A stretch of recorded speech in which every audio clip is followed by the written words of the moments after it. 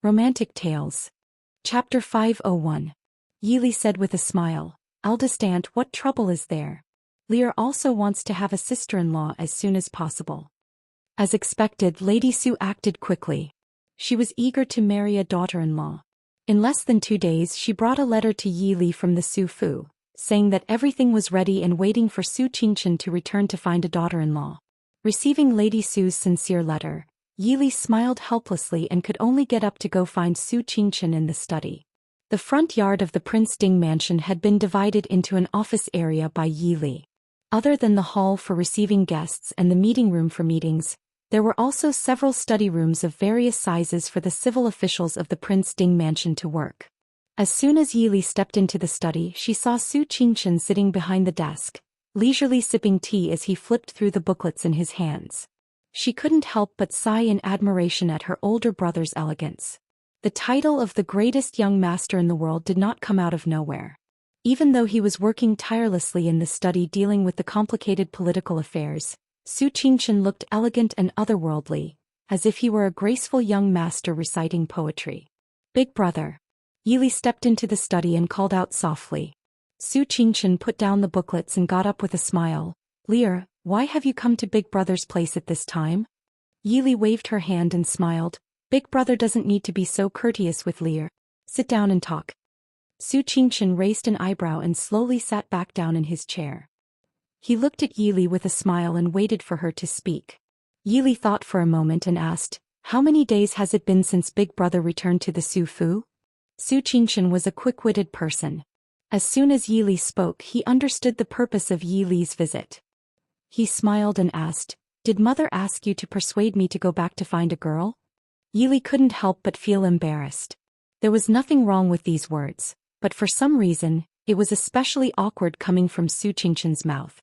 Yili thought for a while and handed the letter from Madame Su to Su Qingchen. She smiled faintly and said, "Although Lear shouldn't meddle in Big Brother's affairs, but Big Brother should at least give eldest aunt an explanation. Even if it can make her feel at ease, it's good.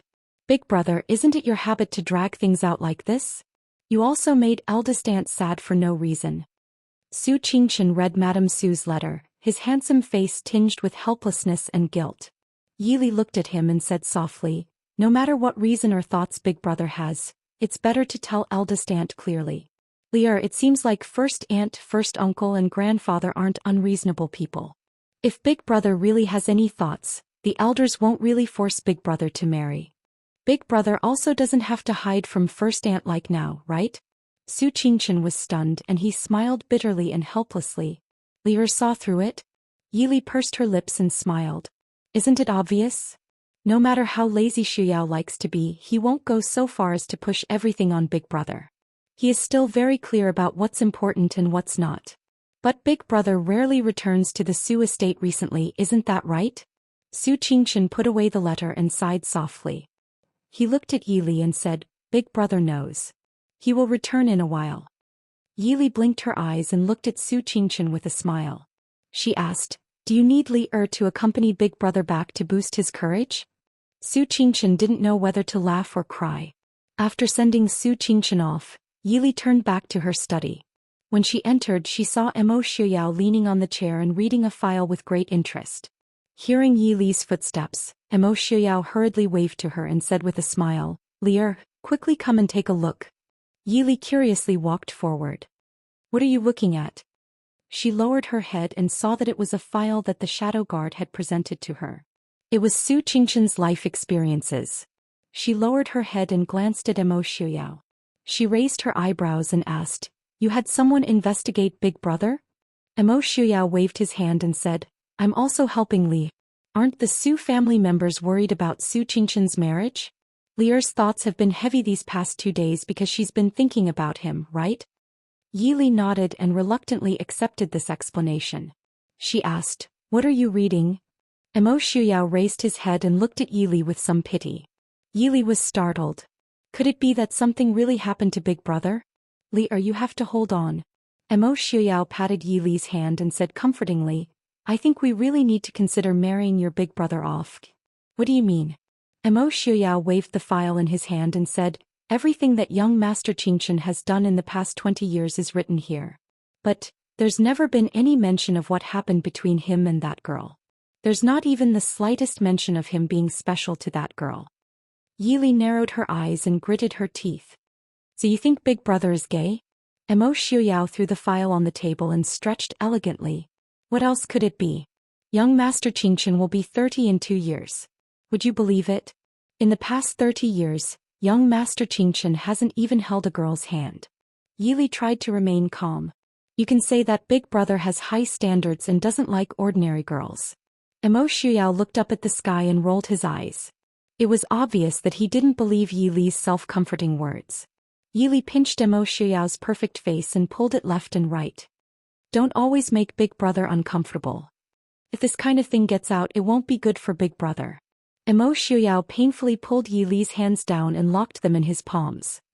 He rubbed his face where Yili was pulling and asked, "Does Lear hate short sleeves?" Yili glared fiercely at him. "I don't hate it, but don't talk nonsense. Even if Big Brother is gay, he has to say it himself." Mo Xiuyao nodded obediently. "So Lear, you also agree that Su Qingchen is gay?" Yili completely forgot that although the Shadow Guard's report didn't say that Su Qingchen was special to any girl, it also didn't say that he was special to any man. She didn't know how Su Qingchen convinced Lady Su. After that, she didn't hear any rumors about the Su family's eldest son going on blind dates in Glass City. But Su Qingchen suddenly felt that every time his cousin looked at him, there was an indescribable strangeness and worry in her expression. If one were to ask what the most important event in the Northwest this year was, it would undoubtedly be the examination held in June. This was the first time in the 5 years since the Northwest became independent that it was holding an examination to select talents. Naturally, it attracted attention from all sides. At the same time, it once again expressed that the Northwest and Dechu State had nothing to do with each other. More importantly, the Northwest's examination this time wasn't limited to students in the Northwest. As long as the students from Dechu State and Xiling had real talent, the Northwest wouldn't reject them. Although the hot June wasn't a good time for the imperial examination, students from all over the Northwest, as well as some unrecognized talents from Dechu State and Xiling, had traveled thousands of miles to Glass City in an endless stream. Half a month later, the annual Glass City Chamber of Commerce would be held in Glass City. Merchants from all over the world would come from afar to bring their goods here to sell for a better price. Therefore, the people's enthusiasm for this city was as intense as the scorching summer. After 5 years, the current Glass City was no longer the same as it was in the past. Just the size of the city was at least twice as big as it was 5 years ago. The merchants on the streets and all kinds of dazzling goods were no worse than the Chu capital of Dechu State. From time to time, there would be people from the West who wore strange clothes, had very different hair colors, and had very different eyes from the people of the Northwest. Chapter 502. In Concentrated Fragrance Pavilion, Mo Xiuyao and Yili sat opposite each other in a room by the window.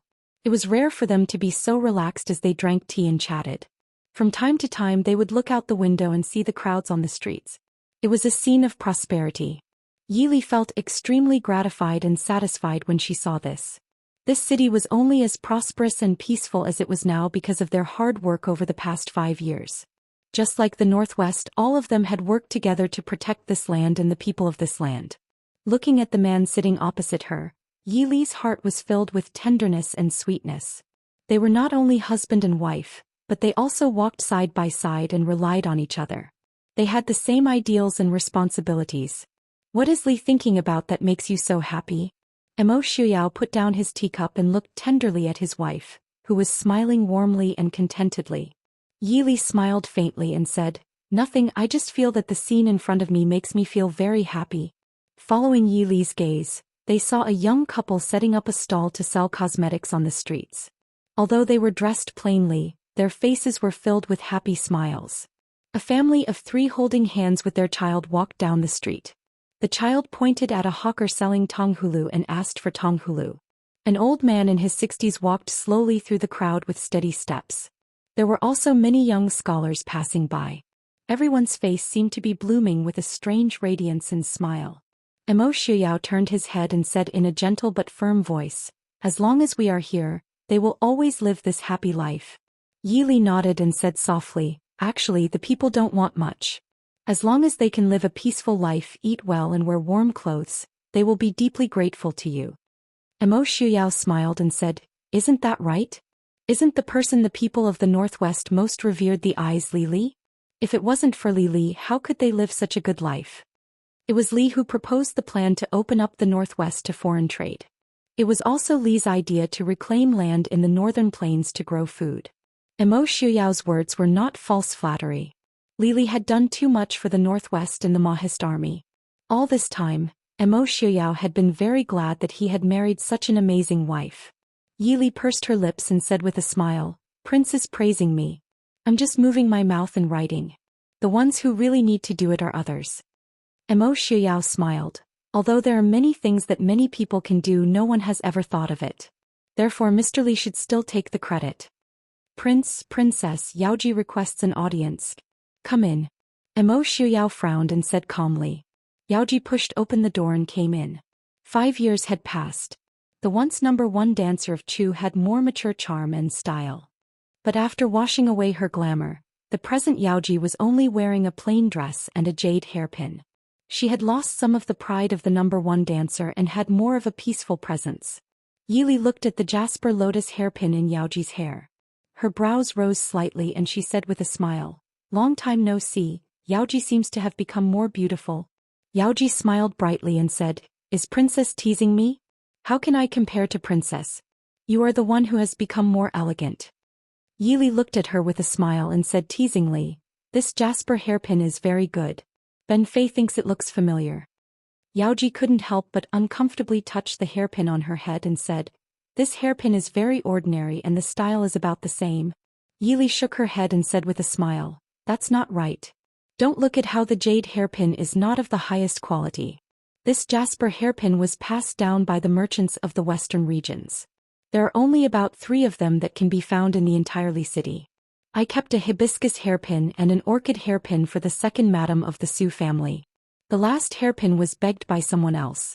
So, meeting Yi Li's teasing gaze, even Yaoji, who had seen countless people, couldn't help but blush. She hated the person who gave her the hairpin so much that her teeth itched. When that person gave her the hairpin, she naturally didn't want to accept it. But that person casually threw it away and said that he had no use for it and that he would throw it away if he didn't want it. She didn't think that this seemingly unremarkable hairpin had such a history. Yi Li saw that her face was getting redder and redder. She knew that she shouldn't tease her anymore. If she ruined her subordinate's marriage, she would be hated for the rest of her life. Using the words of her previous life, she would be kicked by a horse if she ruined her marriage. Alright, I won't tease you anymore. What's the matter? Yi Li asked with a serious expression. Yaoji saw that Yi Li was giving her a way out and was happy to change the topic. She quickly said, the list of problematic students who came for the exam is here. Should we arrest them now? Yaoji respectfully presented a list of names. She took it and looked at it before handing it to Yi Li. It seems that Lei Jinting and Emo Jingqi really think highly of us. They're taking advantage of every opportunity to send people to Li City. At least half of the people who came for the exam from Dechu State and Xiling are their people. Yi Li thought for a moment and said to Yaoji, don't worry about them for now. We'll talk about it after the exam. I also want to see what kind of outstanding talents Genom of Gojoseon and Emo Jingqi sent over. If a large number of nobles went missing before the exam, it would be easy to be discovered and cause a commotion. But after the exam it would be different. Even if someone went missing, most of them would just take it as a failure and leave quietly. Yaoji agreed. She thought for a moment and said, there's one more thing. Yaoji had already sent someone to report to Lord Mo Hua. Since the prince and princess consort are here, I'll report to them first. I heard that the Chu capital is not very peaceful recently. The people in the restaurant downstairs heard this from the people who came from the Chu capital. Emo Shuyao frowned. Did they say what happened? Yaoji shook her head and said, the other party is not a high-ranking official. They probably don't know much. Yi Li smiled. It seems that our people in the Chu capital are not very useful. Emo Shuyao was not surprised and said indifferently, Emo Jingqi's suspicions are so strong that it makes one's hair stand on end. In addition, he was fooled by Tan Jiji for nearly 10 years. Now I'm afraid that he thinks of everyone as a traitor. Even if it means hurting himself, he will pull out all the people around him. Although the Prince Ding mansion still had some hidden pawns in the palace, they were hidden very deeply. Unless it was a matter of life and death for the Prince Ding mansion, they could not be easily used. It seems that everyone is tired of the peaceful days. Li, go back and choose a suitable person to go back to the capital to help Leng Haoyu. Mo Shuyao said with a cold smile. Yili nodded. Yaoji, who was standing at the door, gritted her teeth and suddenly said, Princess consort, if you can trust me, Yaoji is willing to go to the capital. Yili frowned, but with your identity and the danger of going to the capital, have you really thought it through? Yaoji nodded firmly. Yaoji has thought it through. Although I have been in Glass City for the past few years, I have rarely shown my face. There are not many people in Glass City who can recognize me. In addition, Yaoji is no longer the Yaoji of the past. Not to mention other things, Yaoji still has the ability to protect myself. Yili looked at her determined appearance and sighed helplessly. You still can't let it go? Yaoji forced a smile and said, maybe I can let it go after going back this time. Yaoji will not delay the prince and princess consort's matter. I ask the prince and princess consort to agree. Chapter 503. Yili thought for a while and said, you go back first. I'll think about it and give you a reply. Yaoji thanked her and went out, closing the door behind her. In fact, Yaoji is a good candidate. Mo Shuyao looked at Yili and said, I'm afraid she still has feelings for Mu Yang. Yili frowned. I don't believe that she has completely let go of Mu Yang, but I also don't believe that she will betray the Prince Ding mansion for Mu Yang. Her child is still in the northwest. She will never betray the Prince Ding mansion for the sake of her child. And, even if she has feelings for Mu Yang, I'm afraid she hates the people of Marquis Mu Yang's mansion. Yaoji has a clear distinction between love and hate. Mo Shuyao felt a little strange. Since Yili knows that she still has feelings for Qin Feng, why do you agree for her to be with Qin Feng? What do you mean I agree for her to be with Qin Feng? Yili squinted. I just don't like to interfere with my subordinates' private lives. As long as it doesn't affect business, Qin Feng can like whoever he wants. Do I, as a princess, have to be a part-time matchmaker? Mo Shuyao was also not interested in his subordinates' private affairs. In that case, why don't you agree for Yaoji to go to the Chu capital? Yili sighed and shook her head, asking, am I too soft-hearted? Yili was no stranger to being a spy, so she naturally understood what a spy had to bear. After returning to the capital as Yaoji, the best way was to find a way to return to Mu Yang's side. In this way, whether Yaoji was killed by Mu Yang in the future, or when the two sides finally revealed their true intentions, Yaoji and Mu Yang were bound to stand on opposite sides of each other. It was too cruel for a man and a woman who once loved each other with a child, and it was also too cruel for Yaoji. Yili is a kind-hearted woman, Mo Shuyao said softly. When Yili didn't notice, he quietly raised the corner of his mouth. Cruel to Mu Yang? He did not feel it in the least. He only remembered that Marquis Mu Yang played a part in Li Li's death when she fell off the cliff. He didn't release Mu Yang to let him go back to Marquis Mu Yang to enjoy the happiness of family. Although the main course couldn't be served yet, they could just order appetizers. As for Yaoji, she was the one who asked for it. Besides, the Prince Ding mansion had saved her life. Shouldn't she return the favor? In Yili's study in the Prince Ding mansion, Yili looked calmly at Qin Feng, who was standing in front of her, and asked, what do you think about this? Qin Feng's expression was calm. He lowered his eyes slightly and said, everything will be decided by Wang Fei. When he heard Yili say that Yaoji had asked to go to the Chu capital to assist Leng Haoyu, Qin Feng's face was blank for a moment. But soon he restrained his emotions and calmed down. Seeing Qin Feng's expression, Yili understood that Qin Feng really cared about Yaoji. In the past few years, Qin Feng followed Yili for the sake of Qilin's commander. Yili's trust in him was no less than Zhuijing, Lin Han and the others. Although she didn't like to interfere in her subordinates' private affairs, Yili didn't want her subordinates to be troubled by love and even affect their business. She looked at Qin Feng and said, I haven't agreed to her request. If you don't want her to go, I can reject her request. Qin Feng was startled. He quickly shook his head and forced a smile. This is her own decision. This subordinate has no right to interfere. Seeing him like this, Yili could only sigh softly and said, Yaoji's trip will be very dangerous. I only hope that you won't regret it. Qin Feng was silent. Thank you, Wang Fei. Yili didn't try to persuade him anymore. She took a booklet from the side and wrote a few words on it. She handed it to Qin Feng and said, "Since it's like this, send this to Yaoji. You can leave in 7 days." This subordinate obeys. After sending Yaoji off, Qin Feng didn't seem to be depressed. He still traveled between Qilin Station and Li City every day. It was just that he stayed in Qilin for a longer time. When the exam ended, Mo Xiaoyao and Yi Li personally selected a group of talented and capable young people to fill the ranks of the officials in the Northwest. Then came the annual Yi Li's grandest Chamber of Commerce. But this year Yi Li and Mo Xiaoyao didn't have time to participate in the grand event. They had to leave for Nanzhao to attend Princess Anshi's wedding. In the group heading to Nanzhao, other than Mo Xiaoyao, Yi Li, Qin Feng and Zhuo Jingfeng, there was also Su Qingchen who had been shoved in at the last minute. The original plan was for Yi Li and Mo Xiaoyao to go to Nanzhao and leave Su Qingchen and Su Hongyu to manage the Northwest affairs.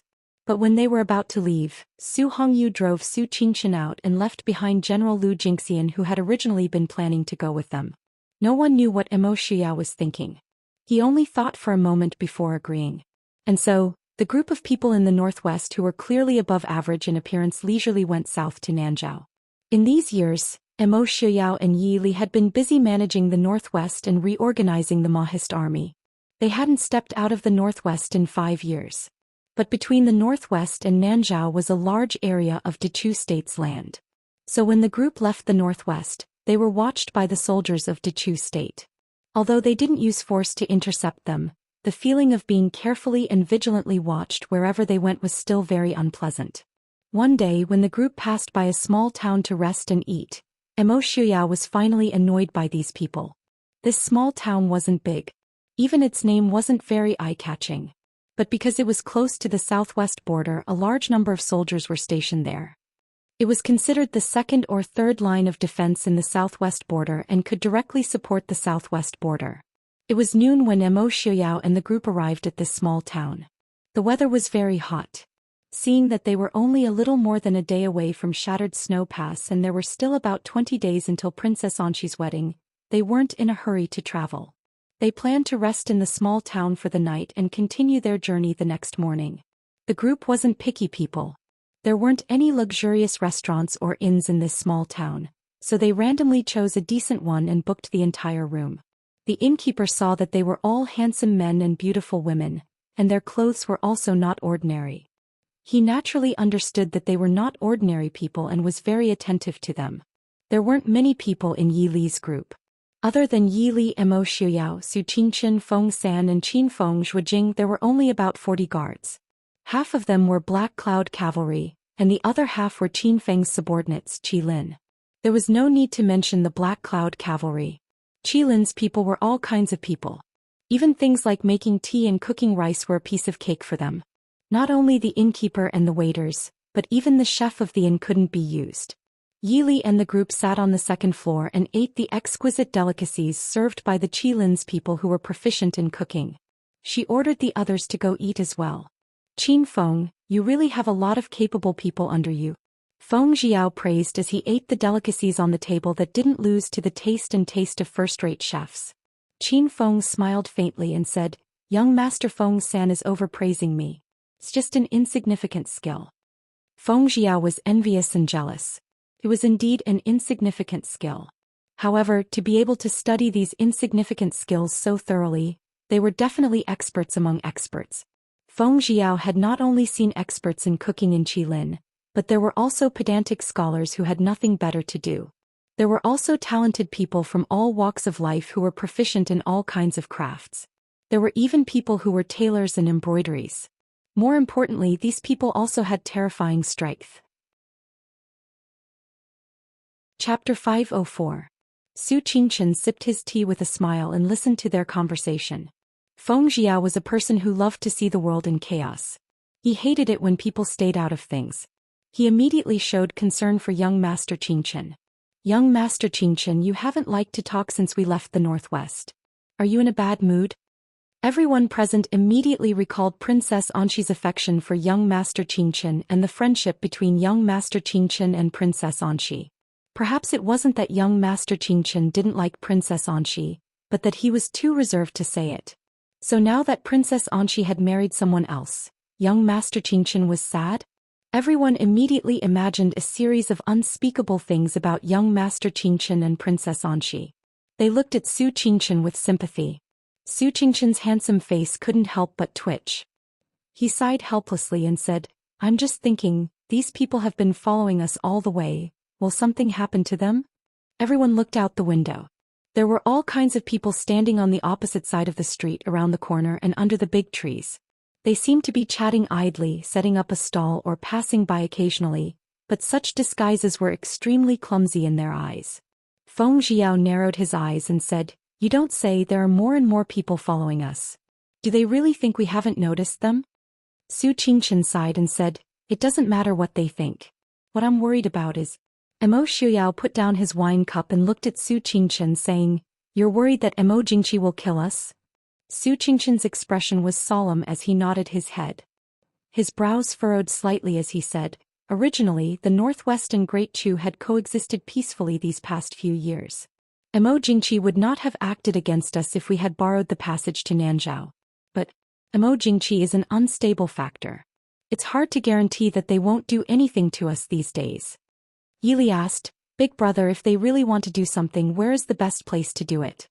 Su Qingshan shook his head and said, "It depends on when they think it's convenient. We are now standing on Dechu State's soil. Emo Jingqi can say whatever he wants." Feng Jiao sneered, "Besides Xiling, there is only Dechu State that borders the northwest. Do you want us to take a detour through Xiling?" Su Qingshan raised her eyebrows and said, "We may think this way, but it doesn't mean that Emo Jingqi will think the same way." Emo Shuyao smiled faintly, "If that's the case, then let him try. Let I see how much Emo Jingqi has improved over the past few years." Feng Jiao scoffed. "How much can he improve? The area in the northeast had been ceded to the barbarian tribes there. The Great Dechu State can't even take care of a few tribes on the border. Instead, they are happily fighting with Emo Jingli in the Chu capital. Even though they no longer had anything to do with Dechu State, when they heard that a piece of land in the northeast of Dechu State had been taken over by a few tribes, it still made them feel uncomfortable. Especially the soldiers of the Mahist army. They found Emo Jingqi especially unpleasant. In the past, you thought that the Prince Ding Mansion and the Mahist army were in your way. Now that the Mahist army and the Prince Ding Mansion have nothing to do with you, why don't you work hard and show off your great talent? Since he hasn't improved, then I can help him fix the trash under his command." Emo Shuyao said faintly. When everyone heard this, they couldn't help but exchange glances with each other. The prince's words seemed to have a bit of killing intent. However, was it really auspicious to kill someone on the way to their wedding? However, they didn't need to wait for Emo Shuyao to come find trouble. Because before they finished eating lunch, trouble had already come knocking on their door. "Someone come. Immediately surround the inn." An arrogant male voice came from downstairs. Feng Jiao stood up and looked downstairs. He couldn't help but laugh. "Yo Prince, it's our old acquaintance." Emo Shuyao glanced downstairs and saw the person commanding the soldiers to surround the inn. He raised an eyebrow in confusion. He knew many people. The person in front of him didn't have much of an influence. He remembered what kind of old acquaintance he was. Feng Jiao smiled. "Prince, look carefully at this person's face that makes people want to slap him. Also look at that lame leg. Don't you think he looks familiar?" When he said this, Emo Shuyao remembered. The one that was trampled by the horse? Why didn't the horse trample him to death?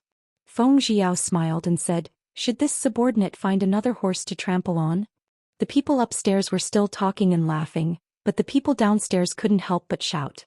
They saw Guanren limping back and forth across the street. He shouted to the other side, "A group of traitors dares to set foot on Dechu State's land. This general is under the orders of the emperor to eliminate the traitors. Why haven't you all surrendered yet?" Upstairs, Feng Jiao couldn't help but grumble. "If it was me, I would have shot 10,000 arrows at the inn and turned it into a hedgehog. He doesn't have much skill, but he talks a lot of nonsense." Qin Feng smiled and said, "So young Master Feng-san will live longer than him." Feng Jiao's face was full of smiles. He cupped his hands in thanks and said, "Thank you for your auspicious words." Qin Feng stood and looked disdainfully at the arrogant people downstairs. He tilted his head and asked, "Prince Wang Fei, should we kill him first?" Emo Shuyao stood and said, "No need. Let's go down and take a look first." That's right, find someone to take young Master Qingchen away first. Even the weakest of them had the ability to protect themselves. Only Su Qingchen had no strength to truss up a chicken. If a fight broke out later, even though protecting Su Qingchen wouldn't be difficult, there were always accidents in the midst of chaos. Su Qingchen also knew that he was a burden. He nodded in agreement with Emo Xiuyao's words. He only said to Yi Li, you must be careful. Yi Li smiled faintly and said, Big brother, don't worry. After sending off Su Qingchen, the group followed Emo Xiuyao downstairs to watch the commotion. The guards who had been eating in the main hall downstairs had already stood and were guarding the door. On the street outside the door, there were a few corpses of Dechu state soldiers who didn't listen to warnings and wanted to charge into the inn first. Guan Rong clearly hadn't thought that the guards of the Prince Ding mansion would be so tough. They dared to kill people so easily even when surrounded by his soldiers. His already ugly face was now ashen. His expression was twisted to express his anger. You all have great guts. You still dare to be so arrogant when you're about to die. I will crush all of you to pieces to appease the hatred in my heart. Guan Rong, who was under the protection of many soldiers, shouted at the guards at the door. The guards at the door, especially Qilin's guards, couldn't help but twitch their mouths. They looked at Guan Rong like they were looking at an idiot and a dead person. This idiot didn't think that he would be safe if he hid behind people, so he was so arrogant, right? One of Qilin couldn't help but raise his hand and throw it at the person in front of him. With a swooshing sound, a green beam of light shot towards Guan Ren with great speed and accuracy. Guan Rong suddenly shot a green object at himself. Naturally, he jumped in fright and tried to dodge. But he was hiding in the middle of the soldiers and had grown fat over the years. How could he dodge? He didn't even have time to crouch down before the object arrived in front of him. He was so scared that he immediately shouted, Hidden weapon! Hidden weapon! Save me! Save me! Chapter 505. When that thing landed on his body, he felt a bone-piercing pain in his shoulder, but it wasn't enough to take his life. Everyone, including the Dechu state soldiers that Guanju had brought with him, couldn't help but look at the man who was shouting and yelling like he was an idiot. Someone muttered, Idiot. Guanju realized something was wrong after yelling for a while. He opened his eyes and found that he was completely fine. He couldn't help but feel happy. Then he saw that his beautiful clothes were stained with something strange and wet. It had a faint fragrance. What is this? Reporting to General, it's a cucumber. The soldier beside him reported seriously. Only then did Guanju see a half-eaten cucumber on the ground not far away. He immediately realized that he had been tricked. He flew into a rage. I'm going to kill you all. I'm going to kill you all. Go kill these traitors. Guanju, who do you want to kill? Why don't you tell I? A cold and clear voice leisurely sounded from the inn. The guards immediately moved aside to make a path. Emo Xiuyao's hair was still as white as snow. He appeared in front of everyone, holding Yi Li's hand in his white robes. Guanju, who do you want to kill? Why don't you tell I? When Guanju saw the white-haired Emo Xiuyao walk out, he was shocked. But this time he wasn't afraid of Emo Xiuyao. In Guanju's heart he was a loyal official of the Dechu state, the emperor's trusted aide. Emo Xiuyao was just a traitor that everyone despised. More importantly, there were at least 3,000 elite soldiers inside and outside the small city, while Emo Xiuyao only had a few dozen people. No matter how strong the Mahist army was, Guanju couldn't think of any reason why he would lose when he had such an advantage. So after the initial shock, Guan Ren looked at Emo Xiuyao with an arrogant and sinister expression again. That pair of eyes that appeared even smaller due to the excessive eating over the past few years were filled with resentment and jealousy. That's right, it was jealousy. In this world, including the ruler of a country Emo Jingqi, there were probably not many men who did not hate Emo Xiuyao. He had the Prince Ding mansion and the Mahist army, two of the most tyrannical forces in the world.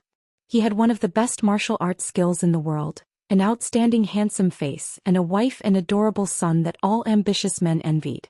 There was no reason for the world not to be jealous of Emo Xiuyao.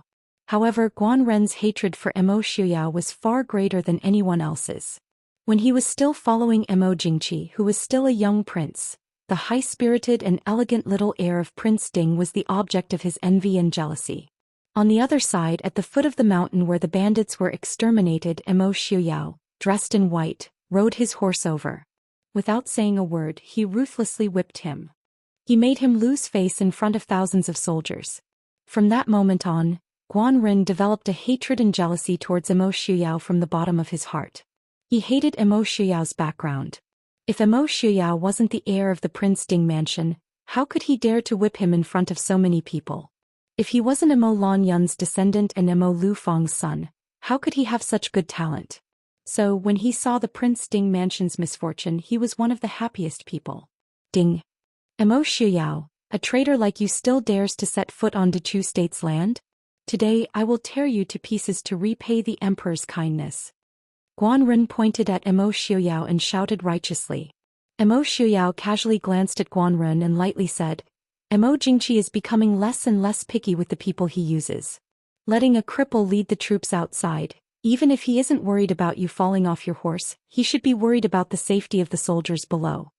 Feng Jiao waved his fan and said with a smile, Isn't that right?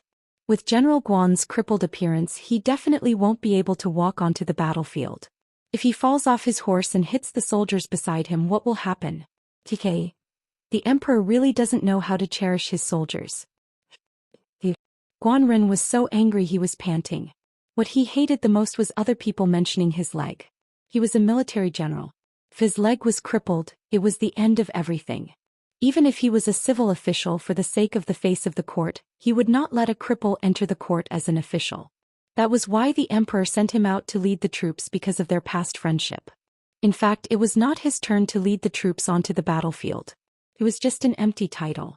Although he had lived a good life these past few years, how could the southwest border compare to the prosperity of the Chu capital? And all of this was caused by the people of the Prince Ding mansion. Although Guan Ren did not know that his leg was broken by a horse because the Prince Ding mansion pushed Murongshan to guard Shattering Snow Pass, he still wholeheartedly put the blame on the Prince Ding mansion. However, Guan Ren's reason was that he was Emo Jingqi's trusted aide, so Emo Shuyao deliberately wanted to get rid of him. I will kill you all. I will kill you all. Shoot the arrows and kill these traitors. Guan Ren finally could not hold back his anger and roared. However, the soldiers under his command were not as obedient as he imagined. After all, the reputation of the Prince Ding mansion in the Dechu state had lasted for hundreds of years. It was an eternal legend in the army. It was not something that Emo Jingqi could completely destroy. If Emo Jingqi was given 20 or 30 years, he might be able to completely destroy the reputation of the Prince Ding mansion in the Dechu state. However, 5 years was too short. Moreover, when the Northwest announced its break with the Dechu state, the announcement was spread all over the country. The commoners and soldiers might not understand the principles, but they also understood that it was the imperial family that had wronged the Prince Ding mansion, not the other way around. The Prince Ding mansion had wronged the Dechu state. The hatred of killing one's father was irreconcilable. Prince Ding did not immediately lead the Mahist army to the capital to avenge his father and brother. In the eyes of the commoners, Prince Ding was magnanimous and still remembered the friendship of protecting the Dechu state for hundreds of years. At this moment, Guan Ren wanted the soldiers to immediately kill Emo Shuyao and his men. Even if the soldiers did not care about the reputation of the Prince Ding mansion, they still had to consider the mysterious Qilin of the Prince Ding mansion. Emo Shuyao glanced at the soldiers surrounding the inn with a faint smile. The soldiers who were still holding their bows and arrows hesitated, but after this faint glance, they could not help but put down their bows and arrows. Guan Ren saw that the soldiers did not listen to his orders and was so angry that his face turned black. He roared, "Impudent! Are you all going to rebel as well? Why aren't you executing these traitors?" The soldiers were naturally in a dilemma. They did not want to and were not willing to become enemies with the Prince Ding mansion, but Guan Ren was their superior. Even if this superior did not have the support of the people, they still had to listen to his orders. Feng Jiao walked out of the crowd with a smile on his face. He smiled and said to the crowd, "Actually, there is no need for everyone to worry about the future. This problem is very easy to solve." The crowd was puzzled. They did not know how this elegant red-clothed young master was going to solve this problem. Feng Jiao waved his sleeve and a long whip shot out from his sleeve, heading straight for Guan Ren. In the blink of an eye, Guan Ren had been tied up tightly by the whip and was pulled out of the crowd in front of Feng Jiao. It was also Guan Ren's fault for not noticing people after he was attacked by the cucumber. There were too many of them and it was not convenient for him to dodge. Therefore he had his men spread out a little. Otherwise, Feng Jiao might not have been able to pull him out of the crowd. Chapter 506. Feng Jiao lowered his head to look at Guan Ren, who had been tied up tightly by his whip. He used his fan to prop up his chin and smiled from ear to ear. Isn't this settled? We'll take this Guan guy away. You just need to go back and report the truth. Don't worry, he won't be coming back. The soldiers hesitated for a moment, but in the end they still opened up a path. Originally, Guan Ren had not obtained the approval of General Jing Bian, the commander stationed in the southwest. Instead he had received Mo Jingqi's secret edict to act in secret. Therefore if they went back and reported that Guan Ren had been taken away, General Jing Bian would not punish them. This way they would not have to fight with the Prince Ding mansion. It was the best of both worlds. The soldiers felt satisfied, but Guan Ren did not feel the same way. Guan Ren naturally understood the meaning behind Feng Jiao's words. If he was really taken away by Prince Ding, his life would be over. You dare. When this general returns, I will definitely report this to the emperor and have all of your families executed. It would have been better if he hadn't said this. Once he finished speaking, the soldiers retreated even faster. The deputy at the very back even cupped his hands towards Feng Jiao and the others. This matter concerns the lives of several thousand of our soldiers. I ask that Prince take the trouble to deal with this. Mo Xiuyao narrowed his eyes slightly and said indifferently, Don't worry, I will not implicate you. The deputy was delighted. Many thanks to Prince. Seeing the Dechu state soldiers retreat, Feng Jiao held Guan Ren and turned around to ask, Prince, should we leave this place first? Several thousand soldiers had entered the city. Such an important matter could not be concealed. It was better for them to leave this place first. Mo Xiuyao nodded and said, If you've eaten, then let's leave. The group of people dragged Guan Ren, who had been turned into a dumpling, out of the city. While they were still at the inn, Guan Ren had been cursing non-stop. Feng Jiao found his cursing unbearable and casually picked up a rag from the table and stuffed it into his mouth. Guan Ke's eyes rolled back from the greasy cloth and she could only whimper. Less than 10 miles out of the city, Qin Feng, who was leading the way, suddenly stopped. The people behind him naturally stopped as well, vigilantly watching everything around them. Qin Feng sneered and said, Come out. You can't even hide properly, yet you still want to follow others and launch a sneak attack? Before his voice died away, several sharp arrows whizzed towards Qin Feng. Qin Feng didn't even bother to get off the horse. He sat sideways on the horse's back and dodged the arrow. Many black-clothed and masked figures jumped out from the trees on the surrounding hillsides. Feng Jiao leaned against Zhuijing and muttered to himself. 4 assassins worked together to use all their strength to divert Mo Xiuyao's attention. The other 2 assassins took the chance to point their swords at Yi Li. Yi Li was being protected by Mo Xiuyao and could not move. Seeing that the 2 swords were about to hit Yi Li, the assassin holding the swords was overjoyed. But his body suddenly froze. He felt his chest light up. The Princess Ding, who had been in Mo Xiuyao's arms, had disappeared. There was a cold dagger in his chest. A slender hand gripped the hilt of the dagger and pulled it out without hesitation. Instantly blood spurted out. The assassin, who slowly fell down, looked with blurry eyes at the beautiful and gentle Ding Wangfei, who was like the most elegant young lady in the Chu capital, holding a dagger that was stained with her own blood. She turned around to dodge another attack, and like a light green wind, a thin red mark appeared on his companion's neck. Killing 2 people in the blink of an eye, Yi Li casually flicked the fresh blood off her dagger and frowned. These few years she had not trained enough and her movements were not as nimble. It seemed that even though she had learned Qinggong and Nigong in this life, she would not be able to return to her peak state in her previous life. However, Yi Li lifted her head to look at Mo Xiuyao, who had cleared out most of the assassins nearby. Yi Li pursed her lips and smiled. This life was different. Even if she could not return to her peak state, it did not matter, right? After Mo Xiuyao cleared out the assassins near him and Yi Li, he did not make any more moves. The guards around them also automatically separated the assassins from the prince and princess consort. Thus, Yi Li and Mo Xiufeng became the most leisurely people present, except for the occasional 1 or 2 that slipped through the net. They are stalling for time. Yi Li looked at the assassins surrounding the guards and said with a frown. Mo Xiuyao said lightly, They probably did not expect that Trash Guanjia would let us out of that small town. They do not have enough people right now, so they can only stall for time. If they wanted to deal with the guards of the Prince Ding mansion, especially when there was Qilin among them, it would be impossible to deal with them without at least 3 to 5 times the number of people. The 100 or so people in front of them were not even enough to make them grind their teeth.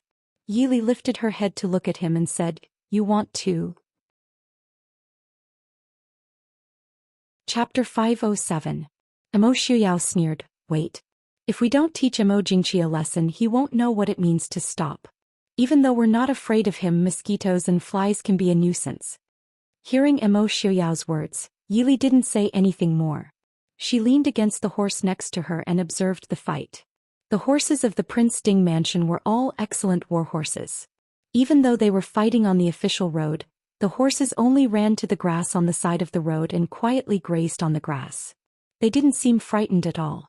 Some of the horses even stood on the official road and took the opportunity to trample on the black-clothed assassins who had been knocked to the ground. Even though the assassins tried their best to stall for time, it only took a little more than a quarter of an hour before the group of assassins were all lying flat on the ground. The bodyguards who followed Emo Shuyao and Yili to the south had already had enough of being watched from the shadows no matter where they went. It wasn't easy for them to get some exercise, so naturally they couldn't hold back. When they stopped, they still complained that their opponents were too weak. Emo Shuyao naturally couldn't really stop and wait for the other party to come knocking on his door. The group could only continue on their way. As for the corpses on the official road, no one paid any attention to them. After all, commoners didn't walk on the official road, so they didn't have to worry about scaring people. The group knew that they were nearing Shattered Snow Pass by the next day, but they still didn't see anyone chasing after them. If it was Emo Jingqi's men, they wouldn't be so slow. Emo Shuyao frowned and waved his hand, ordering, "You guys go back and tie up all the deputy generals along the way." Several Qilin men heard the order and immediately went forward to ask, "Prince, should we kill them?" Emo Shuyao said calmly, "Tie them up if you can, kill them if you can't." This subordinate obeys. How could they, the Qilin, not have a mission that they couldn't complete?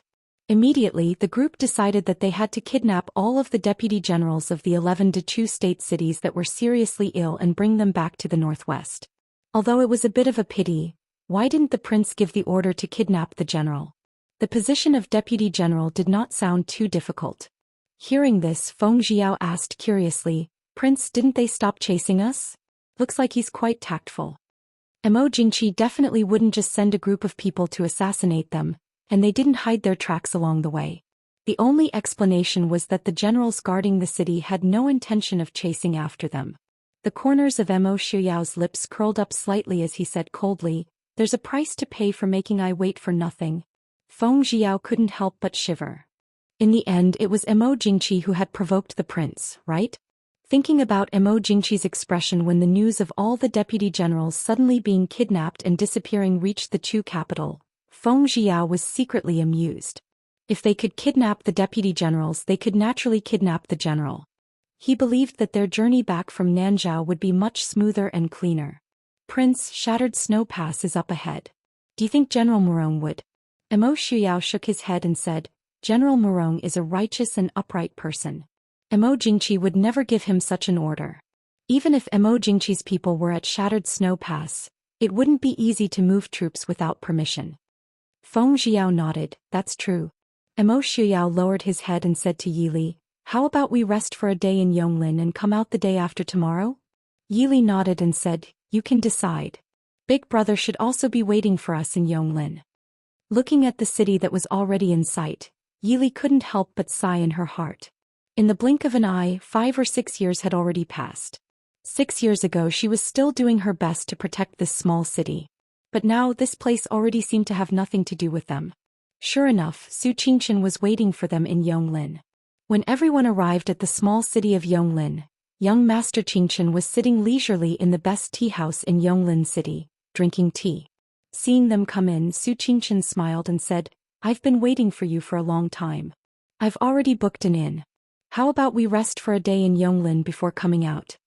Yili smiled and said, "Big Brother is very thoughtful. Chuyao and I also have the same plan." Everyone took a seat. Su Qingchen raised his eyebrows and said with a smile, "It seems that everyone didn't have enough fun on the way?" Hearing this, Feng Jiao was immediately filled with resentment and complained, "Isn't that so? Young Master Qingchen, you don't know. We've been walking and waiting all this time. In the end, we've already passed the Cloud Mist River, but those cowards still haven't caught up with us. You made me look forward to it. These past few years had been too peaceful. In the northwest there were even people fighting to suppress bandits. So much so that there weren't even any bandits in the northwest now. Really, his hands were itching. Emo Jingqi is really boring. If he gives the order to kill us, he'll definitely kill us. If he gave an order, how would those generals dare to disobey? I also want to experience the feeling of being surrounded by thousands of soldiers. Look at now, the people below are cutting corners. If Emo Jingqi knew that we left Shattered Snow Pass without losing a single soldier, I wonder if he would die of anger." Su Qingchen shook his head and said with a smile, "Feng San, you're thinking too much. Emo Jingqi can't possibly make an announcement." Chapter 508. Su Qingchen nodded and said, "That's right. I guess the messenger from Dechu State is Lu Chunfeng." Yili frowned slightly and looked at Emo Shuyao, who was next to her. "Does Prince Lu have a relationship with Prime Minister Lu?" Emo Shuyao sneered and said, "The Prince Ding mansion and the Lu family have always been at odds. How can they be friends?" When Emo Lufeng was still young, the Lu family was not led by Prime Minister Lu, but by Old Master Lu, who had passed away. Old Master Lu became the Prime Minister when he was over 60 years old. However, Prince Regent Emo Lufeng, who was only in his 20s, was above him. How could Old Master Lu, who was narrow-minded, tolerate that? During those years, Old Master Lu had always made things difficult for Emo Lufeng. Therefore, the relationship between the Prince Ding mansion and the Lu family had never been good. That was why noble consort Lu was infatuated with Emo Shuyao back then. Not only did Emo Shuyao have no interest in her, but even the Lu family did not agree to the marriage. Instead, they sent her to the palace without hesitation. "Let him in. I also want to see why he wants to see I," Emo Shuyao ordered calmly. Not long after, the man was led into the tea house. As expected, it was Prime Minister Lu, who had white hair and a beard. Although Lu Chunfeng was old, his body and spirit seemed to be in good condition. His pair of cloudy eyes were shining with shrewdness. However, the people standing next to him stunned everyone. There were two women standing next to Prime Minister Lu. The older one was wearing a snow-white robe. Her beautiful face looked cold. Who else could it be other than noble consort Lu? Although noble consort Lu was over 30 years old, time seemed to be extra kind to her. She did not look much different from 5 or 6 years ago.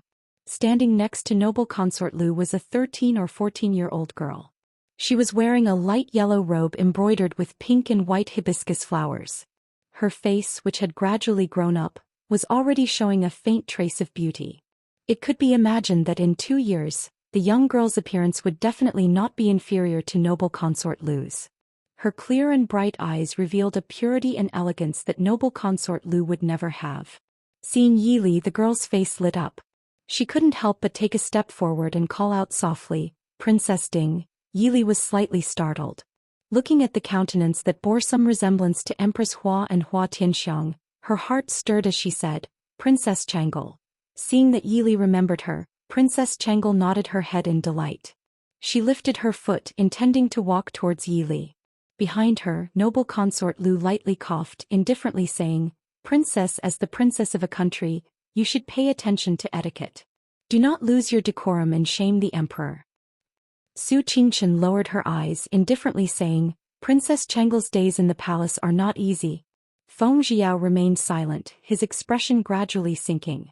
Ever since the empress had pleaded for leniency for the Su family several years ago, she had been stripped of her right to control the harem by the emperor.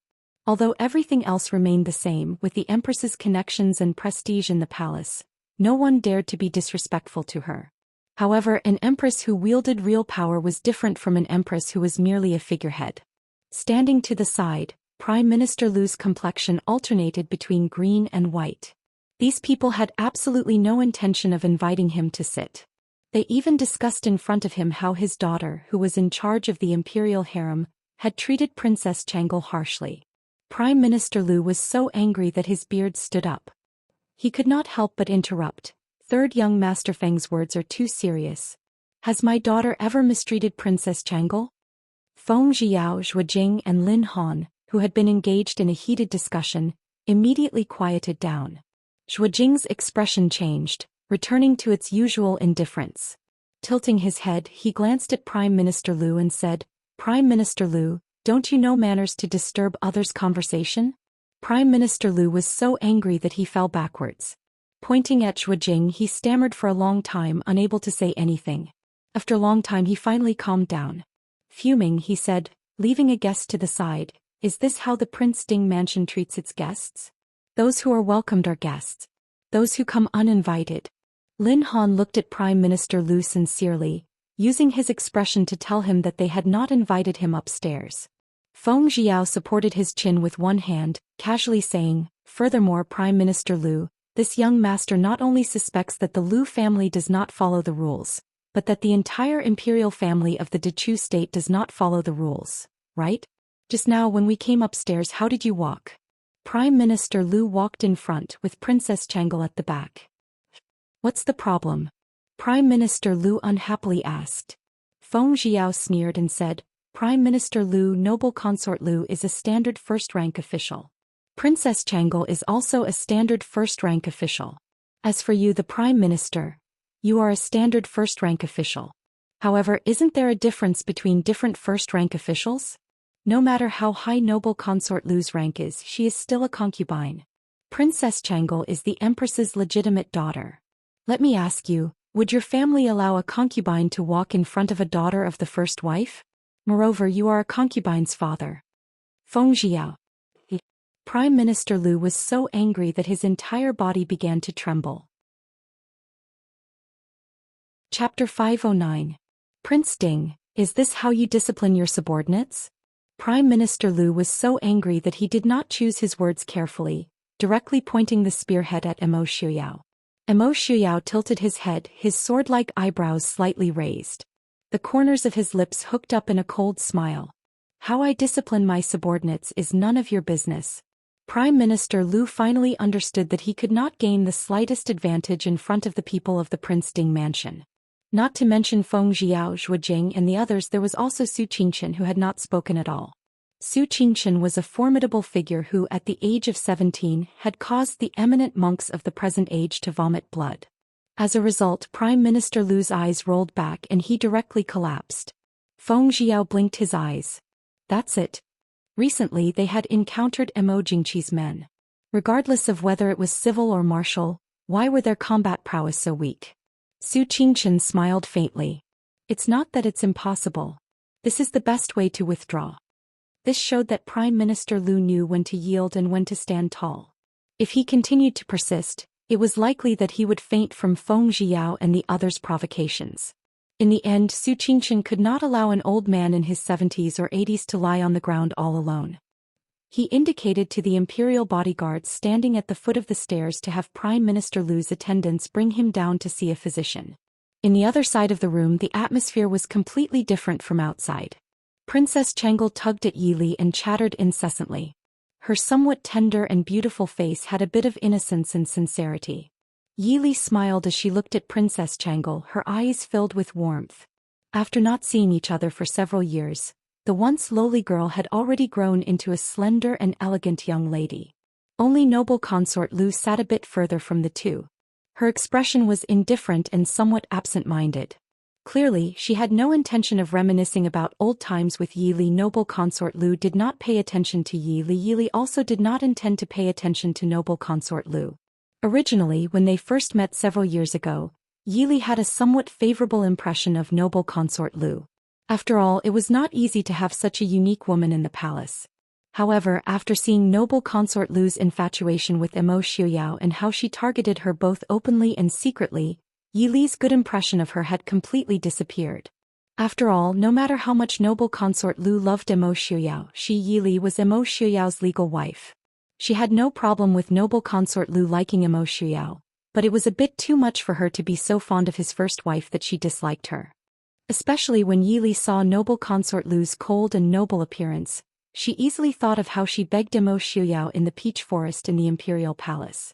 She couldn't help but feel upset. "Princess Ding, I heard that you gave birth to an adorable little brother?" Pulling on Yi Li's arm, Princess Changle asked curiously. Yi Li smiled and nodded. That's right. He's already 5 years old. Sighing, Princess Changle said, the little brother born to Princess Ding and Prince Ding's uncle is definitely adorable and intelligent. Why did Princess Consort not bring him to the southern border? Yi Li looked at Princess Changle's regretful expression. Yi Li could not help but laugh. Raising her hand, she tapped Princess Changle's nose and laughed. There are so many little brothers in the palace. Has Princess not seen enough? Princess Changle lightly snorted, her small lips curling as she replied, Imperial Mother did not give me a little brother. Changle does not have a little brother. Good. You don't have a little brother. Then in the future our Xiaobao will call you Big Sister Princess, okay? Yi Li could not help but laugh. Princess Changle's eyes brightened. Blinking her eyes, she smiled and said, Really? Then, should I give my little brother a greeting gift? I cannot go to the northwest right now. Princess Consort, help me bring it back to my little brother.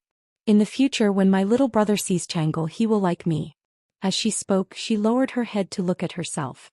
Without the slightest hesitation she pulled off an exquisite jade bell from her wrist and stuffed it into Yi Li's bosom. Somewhat astonished, Yi Li held the jade bell. It was exquisitely carved from the highest quality white jade and had an auspicious design of a dragon and a phoenix.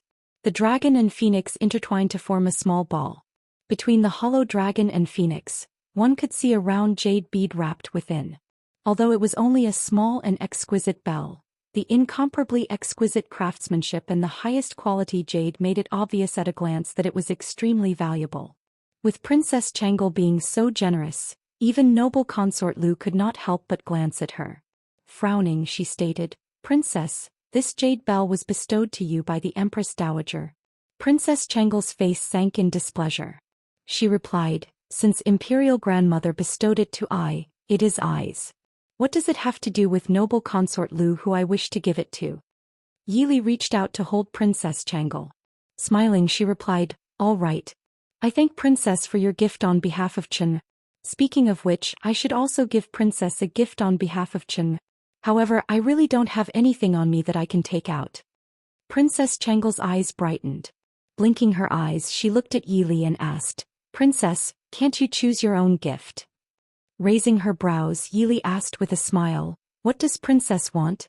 Rising, Princess Changle leaned over to Yi Li and whispered a few words into her ear. Yi Li frowned slightly. Somewhat puzzled, she asked, What do you want it for? Pursing her lips, Princess Changle tugged at the small braids in front of her chest. Smiling, she replied, For fun, of course. No one else is willing to give it to me. I know that Princess definitely has it. I just want one. Is that okay, Princess? Thinking it over, Yi Li replied, I'll go back and look for it. If I have it, I'll give it to you. Princess Changle's eyes curved into crescents as she smiled. I just knew that Princess Ding is the best. Yi Li raised her hand and stroked Princess Changle's hair. Softly she asked, That's right. Why did your imperial father send you to attend Princess Anshi's wedding? Hearing these words, Princess Changle's originally clear eyes dimmed slightly. That night, after returning to her room, Yi Li was still frowning as she pondered the matter of Princess Changle. Although in Yi Li's eyes Princess Changle was still a child, in reality she had already grown up. Although Princess Changle would occasionally provoke noble consort Lu, she understood what could and could not be said. As a result, she could only casually find an excuse for Yi Li's question. Yi Li also understood that although Princess Changle was a princess, she did not have freedom. As such, she did not force her. What is Princess Li thinking about? Emo Shuyao asked softly as he supported Yi Li's shoulders from behind. Yi Li turned her head to glance at him. Smiling faintly, she replied, It's nothing. I'm thinking about Princess Changle's wedding. For the Grand Duchu state to allow a noble consort and a princess to personally attend the wedding of a princess of Nanzhao was truly unreasonable. Of course, noble consort Lu's attendance was even more unreasonable than Princess Changle's. However, Yi Li was more concerned about Princess Changle. Naturally, she did not have any thoughts about noble consort Lu. Emo Shuyao sat down by Yi Li's side. As he poured a cup of tea for each of them, he asked, What's wrong with Changle? Yi Li replied, Don't you feel that it's strange that Emo Jingqi did not personally attend Princess Anshi's wedding? Instead, he sent a noble consort and a princess? It was reasonable for a princess to be sent as an envoy to another country. However, sending a noble consort alone to another country was extremely strange. Emo Shuyao placed his teacup on the table. Raising his eyes to look at Yili, he said, Emo Jingqi most likely wants a political marriage. A political marriage? Yili stared blankly, unable to react. A political marriage? Who is it? Emo Shuyao calmly looked at her, not replying. Yili quickly reacted. Frowning, she asked, Are you talking about Princess Changel? However, Nanzhao does not have a prince, nor does it have any worthy nobles. Why would the eldest princess of Dechu state need a political marriage? Chapter 5:10. The king of Nanzhao had no sons. He did not even have any living brothers or nephews. As a result, Princess Anqi had become the crown princess, the next queen of Nanzhao. As a result, who did the princess wish to marry into? Emo Shuyao indifferently stated, although Nanzhao has no princes, there is still the king of Nanzhao. You mean? Yili was speechless. She finally understood why Princess Changel's expression had been so gloomy upon hearing her question. Although she had not met the king of Nanzhao, Princess Anqi was already 25 or 26 years old. It seemed that the king of Nanzhao had only had Princess Anqi around the age of 20. In other words, the king of Nanzhao was nearing the age of birth.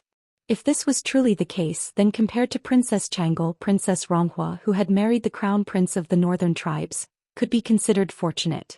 There was another point. If the two countries truly wished to marry into Nanzhao, they should first submit a letter of credence. After the nobles and courtiers of the two countries discussed the wedding, the other side would send someone to escort the bride. This would be a formal marriage. Now that they had sent someone to escort Princess Changel to Nanzhao, it was clear that they were gifting Princess Changel to the king of Nanzhao. As a result, even if they were truly married in the future, the respect that the people of Nanzhao would have for Princess Changel would be very limited. What was Emo Jingqi thinking? Emo Jingli secretly has connections with the Holy Maiden of Nanjiang and several tribes there. Because of her relationship with young Master Qingchen, Princess Anqi has always been on good terms with us. Now that the Dechu state is suffering from internal and external troubles, Emo Jingqi probably wishes to form an alliance with the king of Nanzhao. Emo Shuyao calmly stated. Alliance? Yili raised her eyebrows. With a smile on his face, Emo Shuyao pulled her into his embrace. Resting his chin on her head, he indifferently stated, This generation's king of Nanzhao has great ambition but little talent. Back then he rashly entered the palace and the Dechu state was beaten back by Ai, nearly destroying it. On the contrary, Princess Anqi had shown great political talent since she was a child. She was able to help the king of Nanzhao govern Nanzhao at the age of 14. If it weren't for Princess Anqi, Nanzhao wouldn't have been able to recover so quickly after the war. Then there was the Saintess of the Southern Wilderness. Although she didn't have much talent in politics, her scheming methods and the people behind her were all pretty good. Back then, Nanzhao King used the Saintess of Nanjiang to suppress Princess Anqi. In recent years, I heard that the fight between Princess Anqi and the Saintess of Nanjiang has become more and more intense. Nanzhao King is probably having a hard time being stuck in the middle. Yili understood. Once again they met at the best restaurant in the city. Yili could not help but raise her elegant brows. Her gaze swept over noble consort Lu, who was standing beside Princess Changel.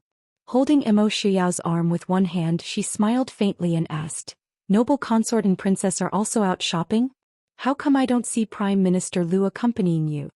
Noble consort Lu silently looked at the two people standing side by side. Yili naturally held on to Emo Shuyao's arm. Emo Shuyao clearly did not have any expression of rejection. Lowering his head to look at Yili, his gaze contained a warmth that he had never shown when looking at others. Noble consort Lu's eyes darkened. She indifferently stated, My father is unwell. Thank you for your concern, Miss Yi. Yesterday Yili had naturally heard of Prime Minister Lu's fainting on the spot. In the Prince Ding mansion apart from Feng Jiao, Zhuojing was the one who was most adept at pressuring others. Feng Jiao had grown up in the light. His expression was one of contempt. Although Zhuojing had developed a poker face when he was a shadow guard, his heart was not poker face at all. Not to mention that he held a grudge, his poisonous tongue from time to time could easily strike a blow to others. Prime Minister Liu had provoked these two people at the same time. Furthermore, Mo Xiuyao was an irresponsible master who never restrained his subordinates. Other than pretending to faint, Prime Minister Liu had no other choice but to withdraw. Rather than saying that he was unwell, it was better to say that he was ashamed to see others. I see. Yili was not interested in what had happened to Prime Minister Liu. As a result, she only nodded and said with a smile, "Then I wish Prime Minister Liu a speedy recovery. As husband and wife we still need to have a meal. We won't disturb noble consort and princess any longer. King, I have prepared the gift you requested. I will have someone deliver it to you later." This noble consort Liu even wanted to make a fuss about how she addressed Princess Changle. Did she think that just because she addressed Princess Changle as Miss Yi she was not Princess Ding? Princess Changle smiled and said, "Thank you, Princess Changle. Since the two of you have not eaten, why don't you come in together?" Noble consort Liu took a step forward and stared fixedly at Mo Xiuyao. Mo Xiuyao turned a blind eye to her. Princess Changle's elegant brows frowned. Although there were no outsiders here, they were still outside. This beloved consort of her father, the emperor, was truly too careless. Noble consort Liu, Uncle Prince Ding and the Princess Changle are eating together. Why should we outsiders disturb them? If you do not wish to eat, let's go back to an inn. Yili stopped and looked back at her with a faint smile. She sneered, "So, are you coming or not?" Noble consort Liu's pale face suddenly turned pink. She gritted her teeth and followed her. Mo Xiuyao had never treated his guests well. Of course he couldn't be blamed for this. Ever since he was young, no matter where he went, he was always warmly entertained by others. The number of people who could be entertained by him could be counted on one hand. As a result, when noble consort Liu and Princess Changle arrived a few steps behind, Mo Xiuyao had already dismissed the waiter who was waiting for them to order. Unsurprisingly, the dishes he ordered were all things that Yi Li and himself liked to eat. As for Yi Li, because she was very familiar with Hua Tianxiang, she had some understanding of Princess Changle. She had also ordered several dishes that Princess Changle liked to eat. As a result, when the table was filled with dishes, noble consort Liu's expression became even more unsightly. Yi Li looked at the gloomy-faced noble consort Liu, who had only picked a few pieces of vegetables to eat, and felt somewhat puzzled. Even if noble consort Liu didn't order the dishes to her liking, the dishes in this restaurant shouldn't be so bad, right? While Yi Li was feeling puzzled, Mo Xiuyao had already placed some of her favorite dishes into her bowl. Softly he said, "The cooking skills of this restaurant's cooks are not bad. Try it." Yi Li lowered her head and tasted a mouthful. Indeed, it was not bad. Although it could not compare to the Prince Ding Mansion's chefs or the Concentrated Fragrance Pavilion's chefs, it was definitely much better than Yi Li's. Yi Li was not a picky eater. She could even eat her own home-cooked dishes, much less this kind of cooking skill. Raising her hand, she placed a piece of chicken which had been cooked to perfection in Mo Xiuyao's bowl, saying, "Try this. It's very tasty." The expression on Mo Xiuyao's face immediately became even gentler. Although he frowned at the sight of the chicken, he still lowered his head and ate the entire piece of chicken. Seeing Mo Xiuyao's serious appearance as he ate, Yi Li smiled faintly. From time to time she would place some food into his bowl. Because of his 10 years of illness, Mo Xiuyao's diet was very simple, and he did not like to eat meat or fish. However, Yi Li believed that although it was necessary to eat more vegetarian dishes, they should be accompanied by meat and vegetables. As a result, from time to time she would place some meat into Mo Xiuyao's bowl. Fortunately, although Mo Xiuyao did not like to eat meat as long as it was given to him by Yi Li, he would eat it without saying a word. Over the years he had developed the habit of having Yi Li place food into his bowl when the two of them ate together in private.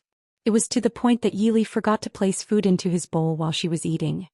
By the time she realized, Mo Xiuyao had already eaten more than half a bowl of white rice.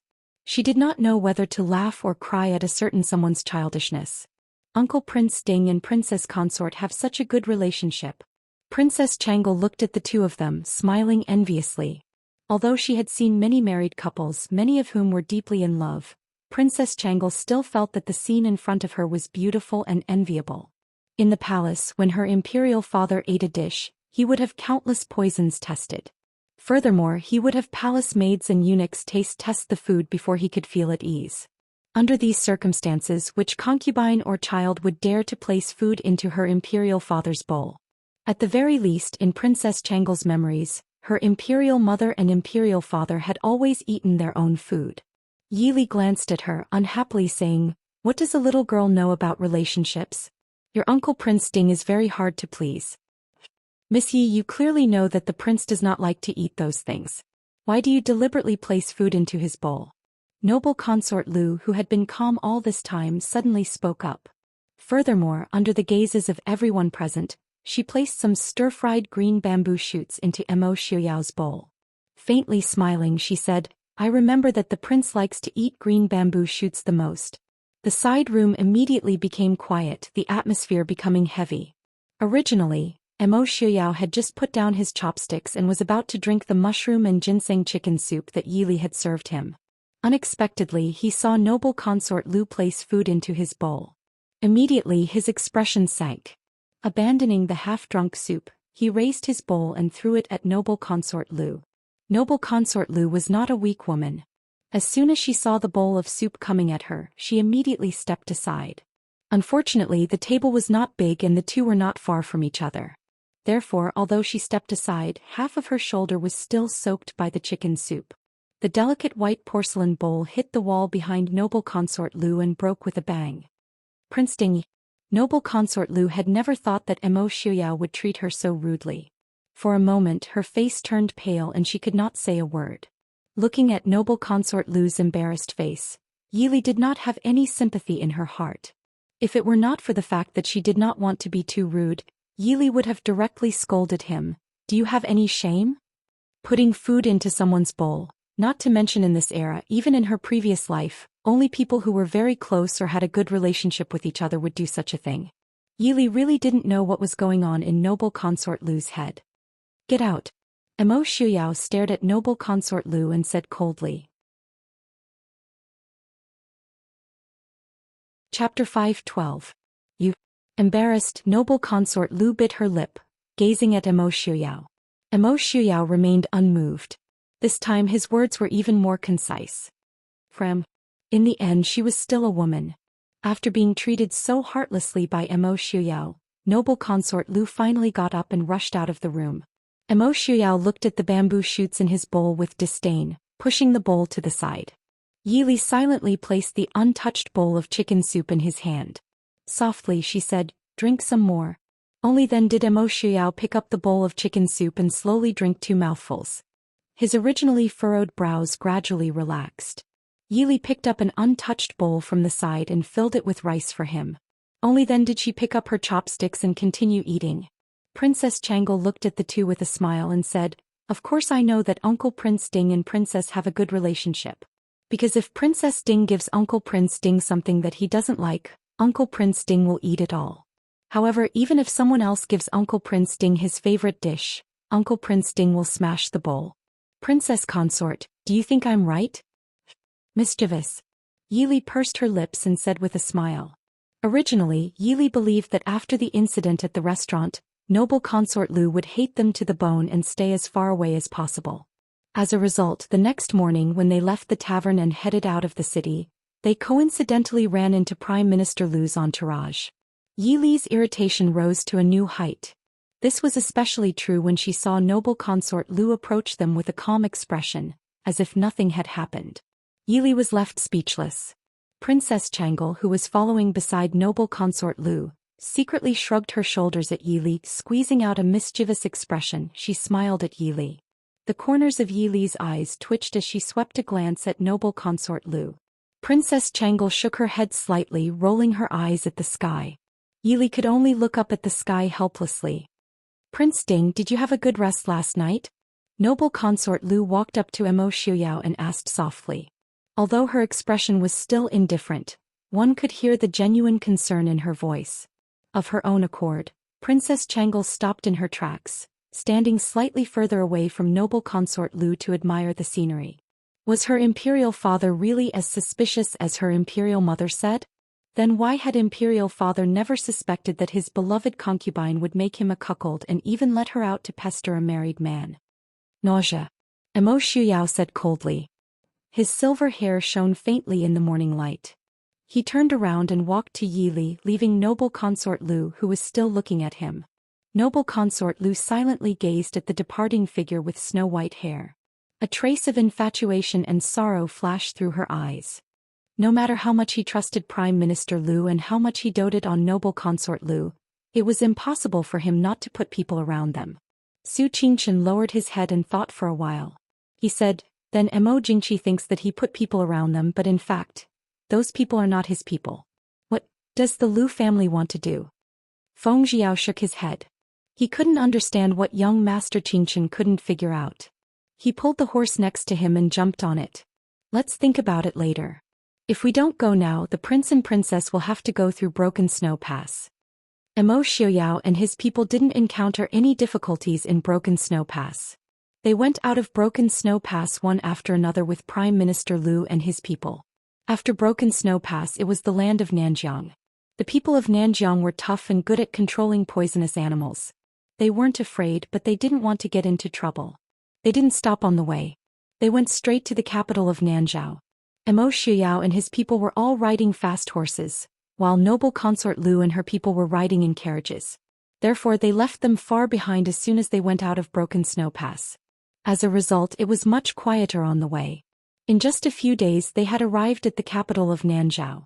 The capital of Nanzhao was still as prosperous and noisy as it was many years ago. People of different ethnic groups could be seen at the gate of the city. Perhaps it was because of Princess Anqi's wedding. Although there were many remote tribes in Nanjiang that didn't belong to the Nanzhao kingdom, many tribal leaders would come out to give face to Princess Anqi's wedding. Therefore, the Nanzhao kingdom's royal city was much more lively than before. At the same time, there were many more guards inside and outside the city. When Mo Shuyao and Yili arrived, Princess Anqi came out of the city to welcome them in person. As soon as Yili jumped off the horse, Princess Anqi came up to them with her people.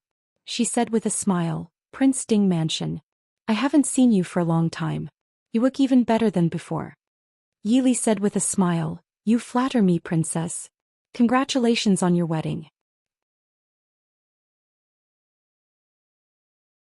Chapter 513. The smile on Princess Anqi's face faded slightly, but she still accepted Yili's congratulations with a smile. She glanced sideways at the young man beside her and said to Yili and Mo Shuyao, Prince Ding, princess, this is my fiancé Pu Ah. Yili looked up at the young man. He was about the same age as Princess Anqi. He was tall and slender, almost as tall as Mo Shuyao. But his skin color was different from the men of the Central Plains. His wheat-colored skin made him look more muscular and handsome. There was a hint of stiffness and undetectable embarrassment on his stiff face. Yili instinctively felt that this young man was a simple and honest person. She really didn't think that Princess Anqi would like him. The young man nodded at Mo Shuyao and Yili and said a few words that Yili couldn't understand. It didn't sound like the common language of Nanzhao. Mo Shuyao nodded at the young man and said a few words.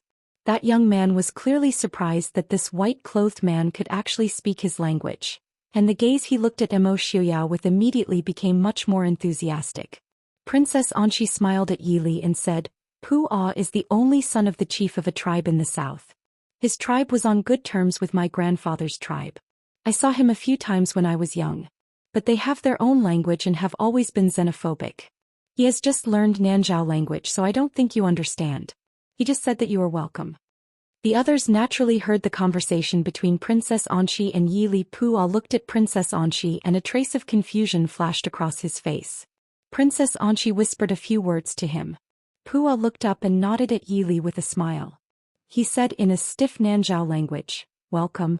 Yili listened to the stiff and out-of-tune Nanzhao language. It was even stiffer than hers. It sounded anxious. He had just learned it. He nodded and replied in Nanzhao language, thank you. Congratulations. The young man clearly understood Yili's words. His expression towards the crowd became gentler as he muttered a few words to Princess Anqi. Princess Anqi said to Yili with a smile, he said you're all my friends. You're very nice. Yili couldn't help but smile. She felt that this young man wasn't unworthy of Princess Anqi after all. After they were done exchanging pleasantries, Su Qingchen and the others caught up with them. Su Qingchen smiled at Princess Anqi. Congratulations, Your Highness. A bitter smile flashed across Princess Anshi's eyes. She lowered her eyes and said, Thank you. Thank you for coming. Su Qingchen smiled. I'm also very happy to be able to attend your wedding. Princess Anshi quickly adjusted herself and nodded with a smile. It's been a few years. I'm glad to see you. This is my fiancé, Pu A. Princess Anshi turned her head and introduced Su Qingchen to Pu A in another language. Su Qingchen wasn't called the first young master of Dechu State for nothing. In Yi Li's words, if Emo Shuyao and Su Qingchen stood together, the first person people would notice would be Emo Shuyao. But that would be because of Emo Shuyao's white hair. And the last person people would look at would be Su Qingchen. Of course, there was no lack of Yi Li's intention to belittle her husband. But at least it showed that Su Qingchen and Emo Shuyao wouldn't be inferior to each other when they stood together. In fact, in terms of appearance, Su Qingchen might not be more handsome than Feng Zhiyao. He wasn't as handsome as Han Mingxi either. He didn't even care much about his clothes and accessories. His clothes were white clothes of the most common color and style. He also did not like to be like Feng Zhiyao, who was always holding a gorgeous gold-plated folding fan in his hand. Occasionally he would just hold a folding fan that he had casually drawn in his study. On his waist hung a jade pendant that his grandfather had given him when he was young. It hadn't been changed for many years. But as long as he stood in front of people, people couldn't help but look at him. They were reluctant to look away. Su Qingchen always gave people a feeling of elegance and refinement, but he didn't have the high and mighty aura of an immortal. Instead, it was a kind of feeling that made people involuntarily submit and feel warm and comfortable. Most of the outstanding men in the world were too threatening compared to Su Qingchen. People couldn't help but be wary and alienated. Only Su Qingchen. Even Yi Li had never seen a man like Su Qingchen who made people want to get close to him and feel warm and peaceful. Even people who knew Su Qingchen's methods couldn't help but be attracted to him. Pua was startled when he saw Su Qingchen. A trace of surprise flashed through his eyes, but there was also relief and sadness. He nodded at Su Qingchen and also said welcome. He didn't know much Nanzhao language. Su Qingchen smiled gently and greeted him in Pua's tribal language. It was the same tribal language, but Emo Shuyao's pronunciation was very similar to Princess Anshi's. It should be the standard language learned by outsiders. But when it came from Su Qingchen's mouth, it seemed to be different. It was more like Pua's, but his voice was more pleasant. Seeing the faint sadness on the young man's face, Yi Li couldn't help but lean her head on Emo Shuyao's shoulder. She didn't want to look up. Brother, can you be any worse? It's fine if you don't like Princess Anshi, but now you're attacking her fiancé? Li, are you tired? Emo Shuyao asked with concern. He didn't care who Su Qingchen attacked, but he couldn't attack him anyway. Yi Li nodded weakly. She sympathized with the gloomy young man standing next to Su Qingchen. Princess Anshi looked at Yi Li and Emo Shuyao holding hands, and a trace of envy flashed through her eyes. She said with a smile, let's just talk here. Let's go into the city. I've already asked people to prepare a post house. If we continue to stand here, we might steal the souls of the girls in Nanzhao City. Then we'll be in trouble. Princess Anshi was right. Although they weren't standing in the center of the city gate, they were too eye-catching. From Emo Shuyao and Su Qingchen to Feng Zhiyao, Zhuojing, Lin Han and Qin Feng, any one of them was enough to attract a large number of girls. At this time there were already many young girls standing at the city gate. The people of Nanjiang were always enthusiastic. If it weren't for the guards of Wangqing, they might have already rushed forward to express their love. After entering the city, Princess Anshi led them directly to a post house not far from the palace and the princess residence. Emo Shuyao and the others were tired from the journey. Naturally, they wouldn't go to the palace to see the king of Nanzhao as soon as they entered the city. Princess Anshi personally led them to a courtyard in the post house that had already been prepared. She ordered the servants of the post house to take good care of them. Seeing Princess Anshi put in so much effort, Yi Li felt even more embarrassed about her brother's unkindness. Receiving Yi Li's apology, Princess Anshi smiled helplessly. She looked back at Pua, who was talking to Emo Shuyao and Su Qingchen not far away. Emo Shuyao and Su Qingchen were both proficient in many Nanjiang languages, so they didn't have any language barriers when talking to Pua. From Yi Li's perspective, the three of them were chatting quite well. However, the young man sandwiched between Emo Shuyao and Su Qingchen was even more inconspicuous. Princess Anshi sighed helplessly, Prince Ding and Qingchen are both too outstanding. It's really difficult to find someone as outstanding as them. Pu Ah and I have known each other since we were young. He's not a bad person and has always been good to me. There's nothing wrong with marrying him.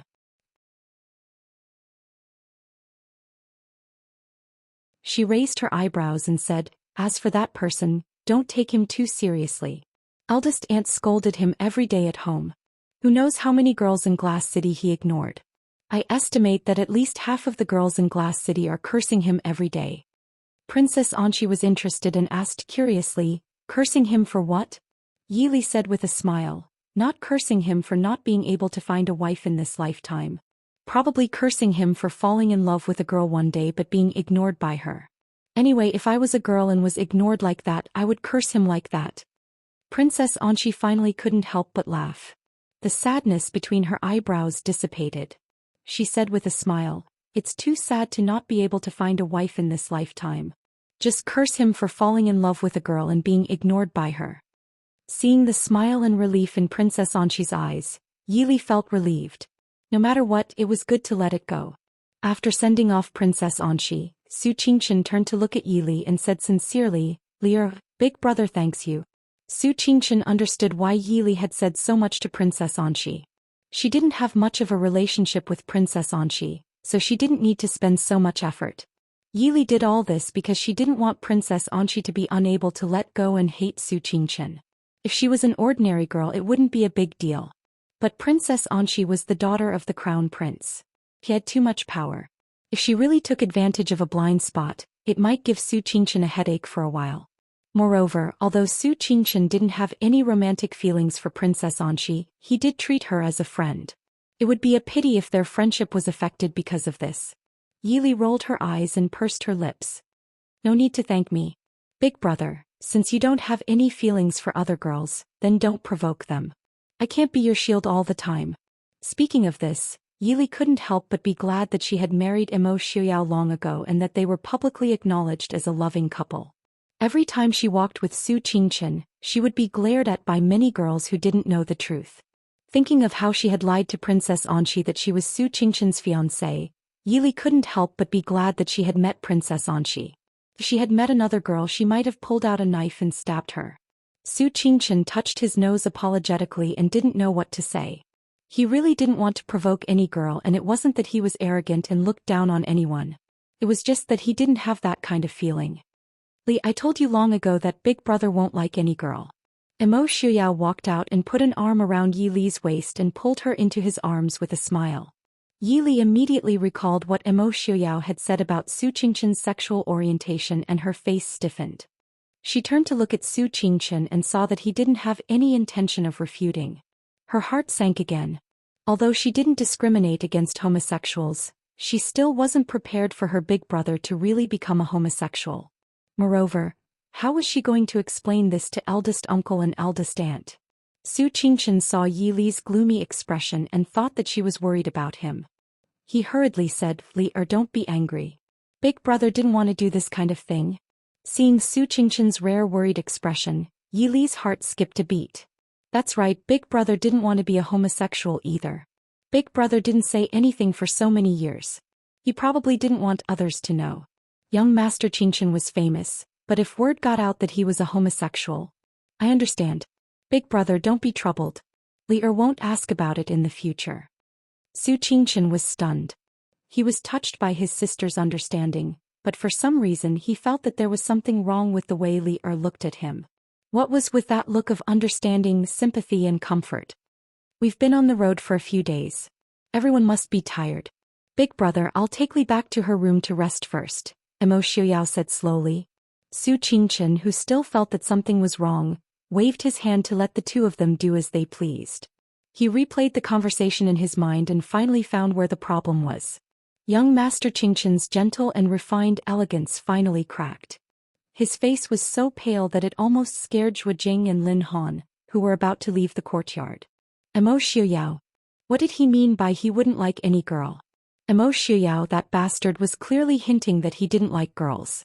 Su Qingchen finally found the reason why Leah had been looking at him strangely a few days ago. Thinking of the half-smile Imo Xiuyao gave him before he left, Young Master Qingchen couldn't help but grit his teeth. Mo Shuyao, just you wait. Chapter 5:15.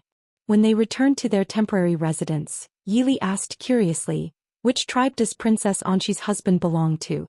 You and my brother both know their language." Mo Shuyao nodded. "It's a tribe called the White Wolf tribe in the southwest of Nanjiang. They live deep in the mountains and have been living with ferocious beasts and poisonous insects since childhood. Almost all the men in the clan were the best hunters and archers in the world. Besides, they are as good at controlling poisonous insects as the other Nanjiang people, maybe even better. When we were preparing to pacify Nanjiang, I had people investigate them and found that some of the soldiers had learned this language. I only learned it because I had nothing better to do." Yili sat down and poured tea for herself while thinking, Princess Anshi chose this time to get married because she wants the support of the White Wolf tribe? Mo Shuyao nodded and sat down opposite Yili. Before they came to Nanjiang, they had sent people to investigate Princess Anshi's marriage. Mo Shuyao said, "The current situation in Nanjiang is very unfavorable for Princess Anshi. Princess Anshi needs the support of other tribes in Nanjiang. It was better when Big Brother was in the south, but he has been busy in the northwest these years. Princess Anshi has to deal with her father, Shu Manlin, Tanjiji, and the leaders of the tribes by herself. I'm afraid it's not easy." Then, Yili frowned and said worriedly, although they should help Princess Anshi based on their friendship with her, they didn't want to help her. However, in terms of the stability between countries, a chaotic southern border was the most beneficial to them. "Let's try not to get involved." Su Qingchen's voice came from outside the door. Young Master Qingchen, who had regained his elegance and gentleness, walked in. When he saw Mo Shuyao, he narrowed his eyes. He looked at Yili and said, "My friendship with Princess Anshi is one thing, but getting involved in the internal affairs of other countries is another. In the past I was just a friend of Princess Anshi, but now our words and deeds represent the Northwest.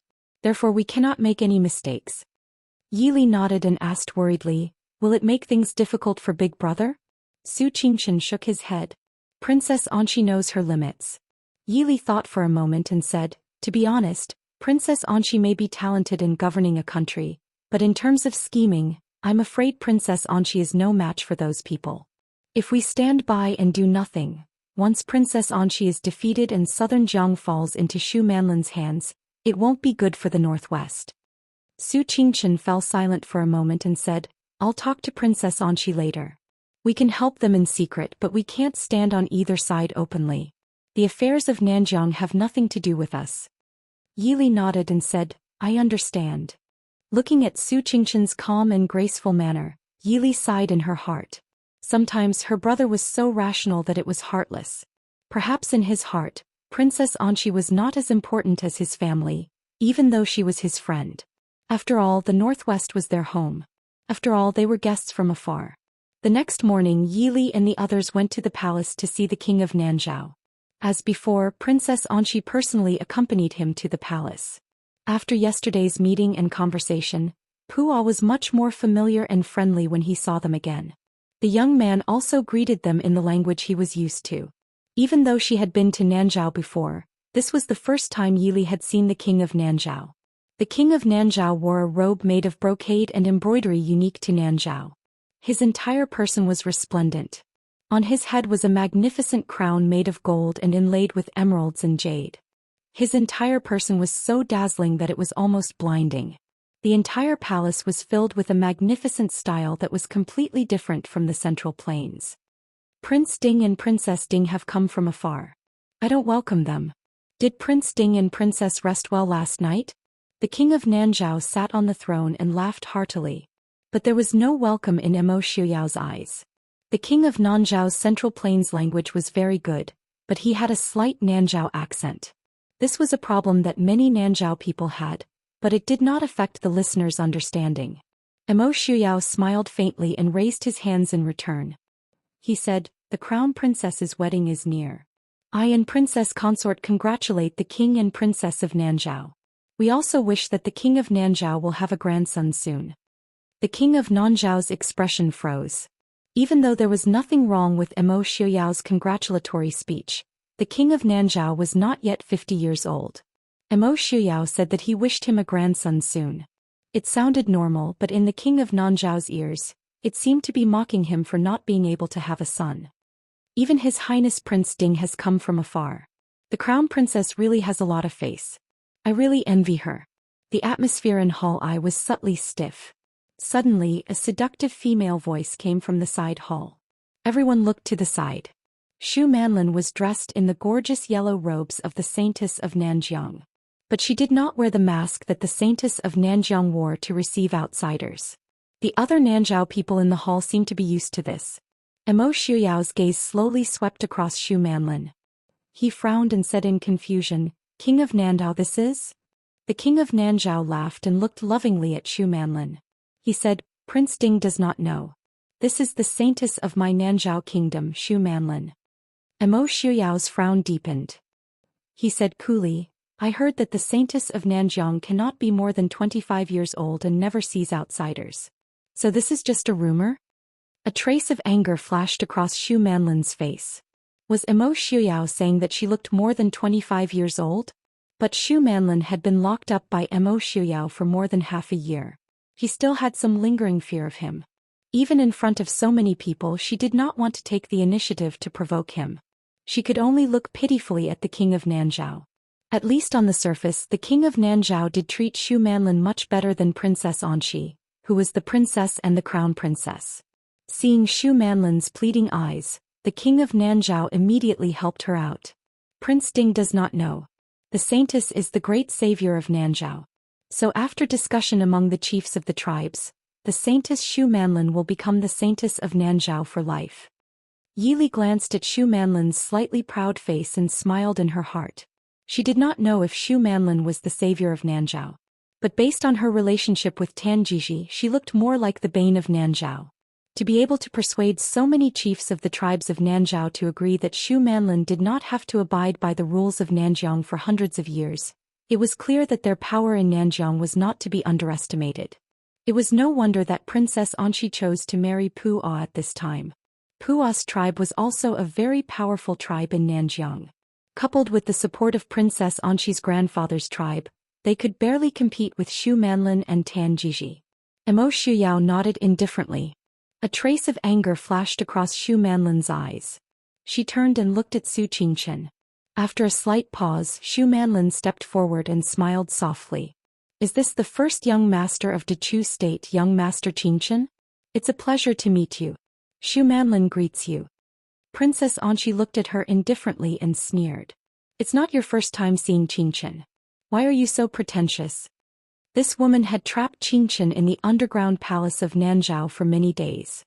Now she was pretending to be meeting him for the first time. How evil! Xu Manlin looked at Princess Anqi and blinked innocently. "Your Highness, what do you mean? When did I meet young Master Qingchen?" "But you..." "I heard that Princess Anqi and young Master Qingchen are very good friends." Xu Manlin emphasized the word very good. It seemed to be full of jealousy and resentment, but it also seemed to be intentional. Because she was speaking in the language of Nanzhao, she deliberately glanced at Pu A, who was standing beside Princess Anqi. It was even more intentional. Princess Anqi's eyes flashed with a sharp light. She looked at Xu Manlin coldly and said, "So what if I'm friends with young Master Qingchen? I'm the crown princess of Nanzhao. Can't I even make friends with one person?" But someone has been fooling around with King Li of Dechu State for many years. At that time, someone hadn't received the privileges of the tribes of Nanjiang yet, right? No matter how bold Xu Manlin was, she couldn't help but blush when Princess Anqi said that in front of so many people. Princess Anqi smiled disdainfully. "What?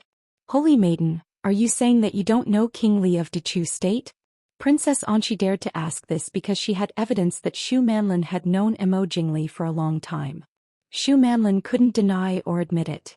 If she denied it, Princess Anqi might throw out the evidence of her relationship with Prince Li in a fit of anger. If she admitted it, it would be worse. Although she was no longer restricted by these restrictions, it would be very disadvantageous for her if people found out that she had been acquainted with a man outside for years. "That's enough, Shika. Why are you saying this in front of the guest?" The king of Nanzhao suddenly spoke. He frowned and looked at Princess Anqi. There was a hint of reprimand in his tone. Princess Anqi was startled and finally lowered her head sadly. Yili smiled at the smug look that flashed across Shu Manlin's face. She suddenly pursed her lips and said with a smile, "Speaking of which, I also feel that the holy maiden looks familiar." Shu Manlin looked at Yili in surprise. Her eyes were filled with nervousness and reproach. She seemed to be blaming Yili for betraying her. Yili smiled faintly. She thought seriously and said, "Maybe I was mistaken. 5 years ago when Quaner was 1 month old, I seem to have seen a girl who looked very similar to the holy maiden follow a man to the northwest to play.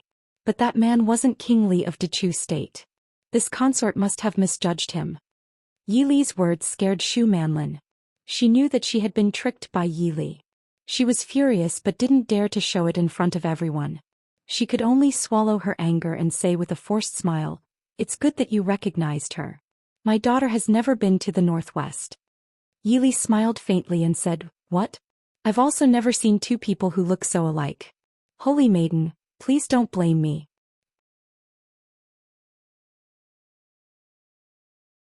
Chapter 5:16. Emo Xiuyao's group was the first group of people to come to the wedding because they had the intention of having fun in the south this time. But there was nothing to have fun in Nanzhao Imperial City other than the frequent interactions between the different races. Emo Xiuyao saw that there were still a few days until Princess Anqi's wedding, so he took Yili to other places in Nanzhao to have fun. Because Emo Xiuyao had the intention of throwing away the other eyesores and only taking Yili to have fun, before the third watch he took Yili out of the post house and out of the city. With Emo Xiuyao's martial arts, no one would be able to detect him if he wanted to avoid someone. So when the other people in the post house found that the prince and princess consort were not present, they only saw a note on the table that said, "Return in a few days, do not miss." Then they understood that the prince had taken princess consort to travel. Unable to find the two, the people could only wait in the city. With the prince and princess consort's abilities, there was probably no one in Nanjiang that could make things difficult for them. On the other hand, after Emo Xiuyao and Yili left Nanzhao Royal City, they did not have a purpose and were just wandering around. They saw beautiful scenery and stayed to enjoy it. It was a rare moment of leisure in the past few years. One day the two caught two wild horses in a forest. In a moment of excitement they had a horse race. The wild horses they had just caught were not very obedient. Yili rode the wild horse and ran wildly through the forest. Emo Xiuyao's horse riding skills were better and he rode his own horse to follow. When the wild horse finally had enough fun, it listened to Yili and slowed down. Emo Xiuyao rode his horse to catch up from behind. He stared harshly at Yili's horse and wanted to tear it to pieces. Although this wild horse had a wild personality, it still had some intelligence. When it sensed Emo Xiuyao's killing intent, it immediately moved its feet uneasily, but it didn't dare to run around anymore. Yili jumped off the horse's back and said with a smile, "You don't have to be angry. This horse hasn't been completely tamed yet. If it is so obedient it will be at a disadvantage." Emo Xiuyao knew that most BMWs were arrogant, but when it came to Li Li's safety, a BMW was nothing. If it weren't for the fact that he was worried about hurting Mr. Li, he would have cut down the wild horse that was running wildly with his sword. Seeing Emo Xiuyao's gloomy expression as he stared at the wild horse, Yili couldn't help but smile. She pulled Emo Xiuyao to stop him from looking at the pitiful horse that looked like it wanted to run away but didn't dare to. Looking at the surrounding lush forest and grassland, the ground was also covered with pink, light blue, white and yellow wildflowers. At a glance, there was no end in sight. It was like a huge green carpet covered with fresh flowers. After walking for a long time, they finally saw a magnificent palace at the end of the valley. "There's someone here." Emo Xiuyao pulled Yili into his arms and hid behind a pile of rocks. Sure enough, not long after they heard voices coming from afar. That voice was very familiar to Emo Xiuyao and Yili. "The thing I want, have you prepared it?" A cold male voice came from not far away. Emo Xiuyao and Yili looked at each other, then looked at the man who was walking over with a few women dressed in southern border clothing. It was Emo Jingli. Standing beside Emo Jingli was the beautiful southern border princess Xixia. These past few years, Emo Jingli had been very good to her. Even though she was a few years older than Yiying, she still looked charming and beautiful. Standing in front of them was an old madam in her 50s, holding a sinister-looking snake-headed cane in her hand. Looking at Emo Jingli, she smiled and said, Princely, don't worry. All the doctors in our Holy Land have worked together for so many years and have finally developed the divine medicine that Princely wants. I guarantee that the effects will be better than what Princely wants. Emo Jingli said coldly, Is that so? Then I will wait and see. I hope Elder won't disappoint. The Elder smiled confidently and said, Of course. Since it's a cooperation, we naturally have to satisfy both sides. As long as Princely keeps his promise, it's fine. Men, bring the medicine men here. Not long after, a few disheveled people were dragged over. From Emo Xiaoyao and Yi Li's position, they couldn't see them clearly, but they could see a person's figure and appearance. He should be from the Central Plains. That person's eyes were cloudy and unfocused, and his face was sallow and emaciated as if he had no strength. His expression was sluggish and his mouth was dripping with saliva.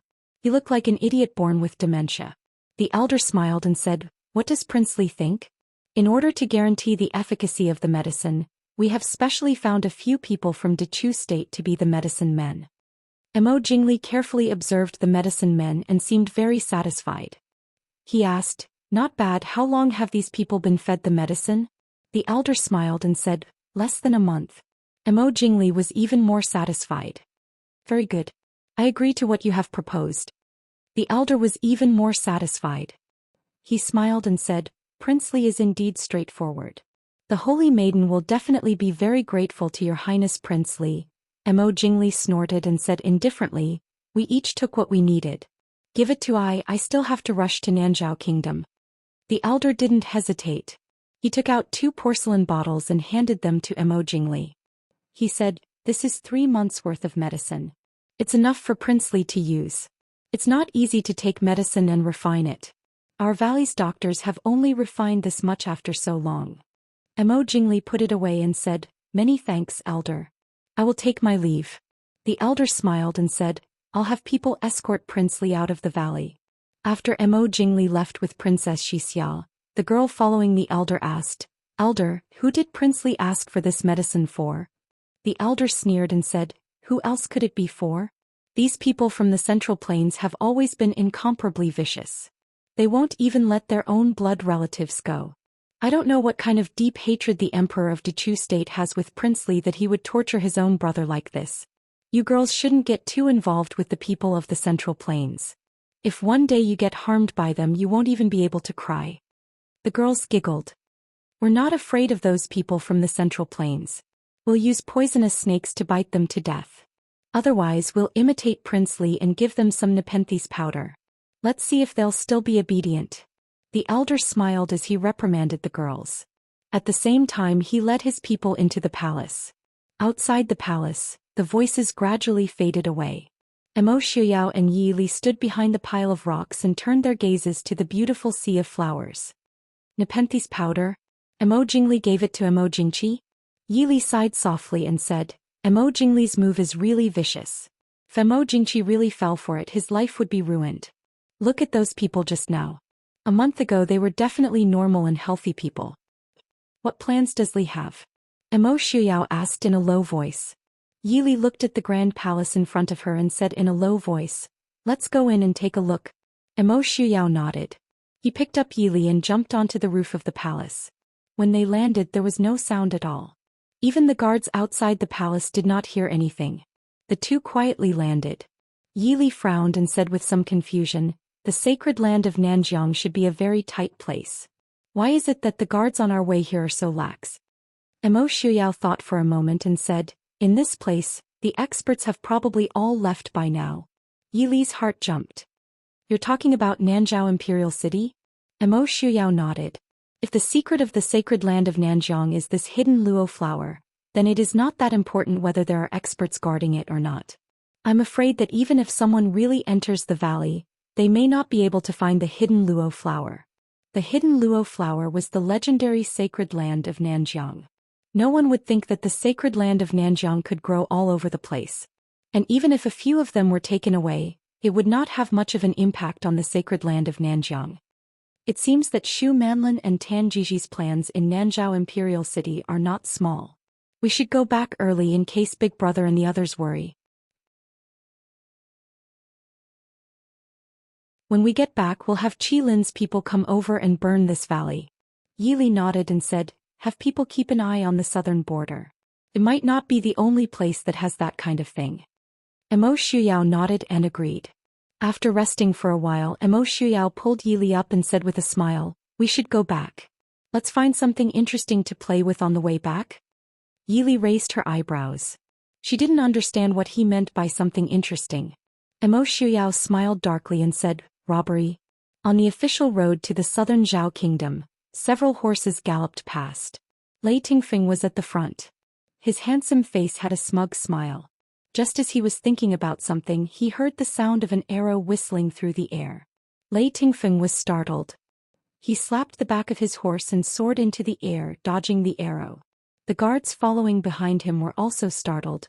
There's an assassin. Protect the air. The assassin didn't show himself. With two whooshing sounds, two more arrows shot out at the same time.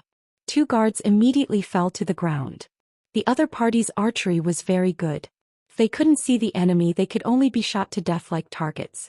The guards gritted their teeth. Two of them protected Lei Tingfeng while the others flew in the direction of the arrows. They rushed into the forest on the side and found that it was empty. There wasn't a single person in sight. Not far away, Yili leaned against a large tree. The corners of her lips lifted slightly as she looked at the guards searching for her. These people didn't think that she would stay here and wait for them, right? The guards searched the forest for a while but didn't find anything. Just as they were about to leave the forest, a white figure suddenly flashed in front of them. One of the guards shouted in shock. Everyone felt a chill on their necks and fell to the ground in a daze. Lei Tingfeng waited on the road outside the forest for a while but still didn't see any movement in the forest. He knew that the guards who went in were most likely dead. For this trip, in order to not attract attention, he only brought a few guards with him. He didn't think that he would encounter such a troublesome assassin. Although his heart was anxious, Lei Tingfeng didn't show any panic on his face. He cupped his hands and said, I don't know which senior is inside. If this one has offended you, I will definitely prepare a gift to apologize. I hope that senior will be lenient.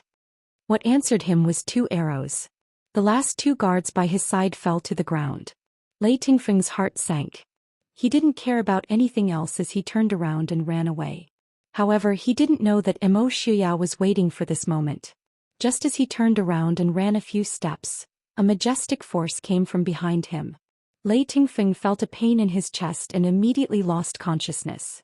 Emo Shuyao stood with his hands behind his back. He coldly looked at Lei Tingfeng, who had fainted on the ground. Yili walked out from the forest. She put away the bow in her hands and looked at Lei Tingfeng with a smile. Speaking of which, this is the second time that Genom of Gojoseon has fallen into our hands, right?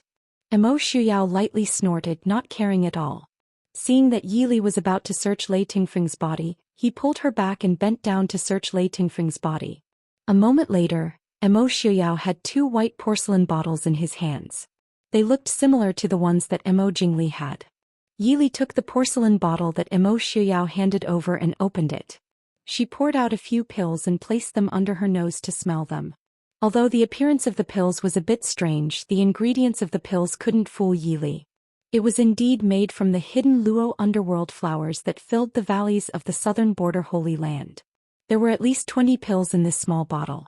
What surprised Yili was that the purity of these pills was quite impressive. She was afraid that the first time she used it she wouldn't be able to bear it. She turned to ask Emo Shuyao. Emo Shuyao lightly said, that elder said that at the beginning, we can only use water to dissolve a quarter of it. Yili said in a low voice, so it was like that. What about him? Emo Shuyao used his chin to point at the unconscious Lei Tingfeng and asked. Yili thought for a while and smiled, we've already used Lei Tingfeng in exchange for benefits. If we use this trick again, Genom of Gojoseon will become angry. Let him lie here. There are people coming and going on this road, it's not convenient for us to bring another person with us. This suggestion was exactly what Emo Shuyao wanted. He also didn't want to bring a hindrance with him and Li. The two of them didn't hesitate to take all of Lei Tingfeng's valuables. They left behind only a set of clothes and rode off on their horses. The two of them took a detour along the way and delayed their journey for a few days. It was only 2 days before Princess Anshi's wedding that they returned to Nanzhao Kingdom. By this time the envoys from various countries had arrived.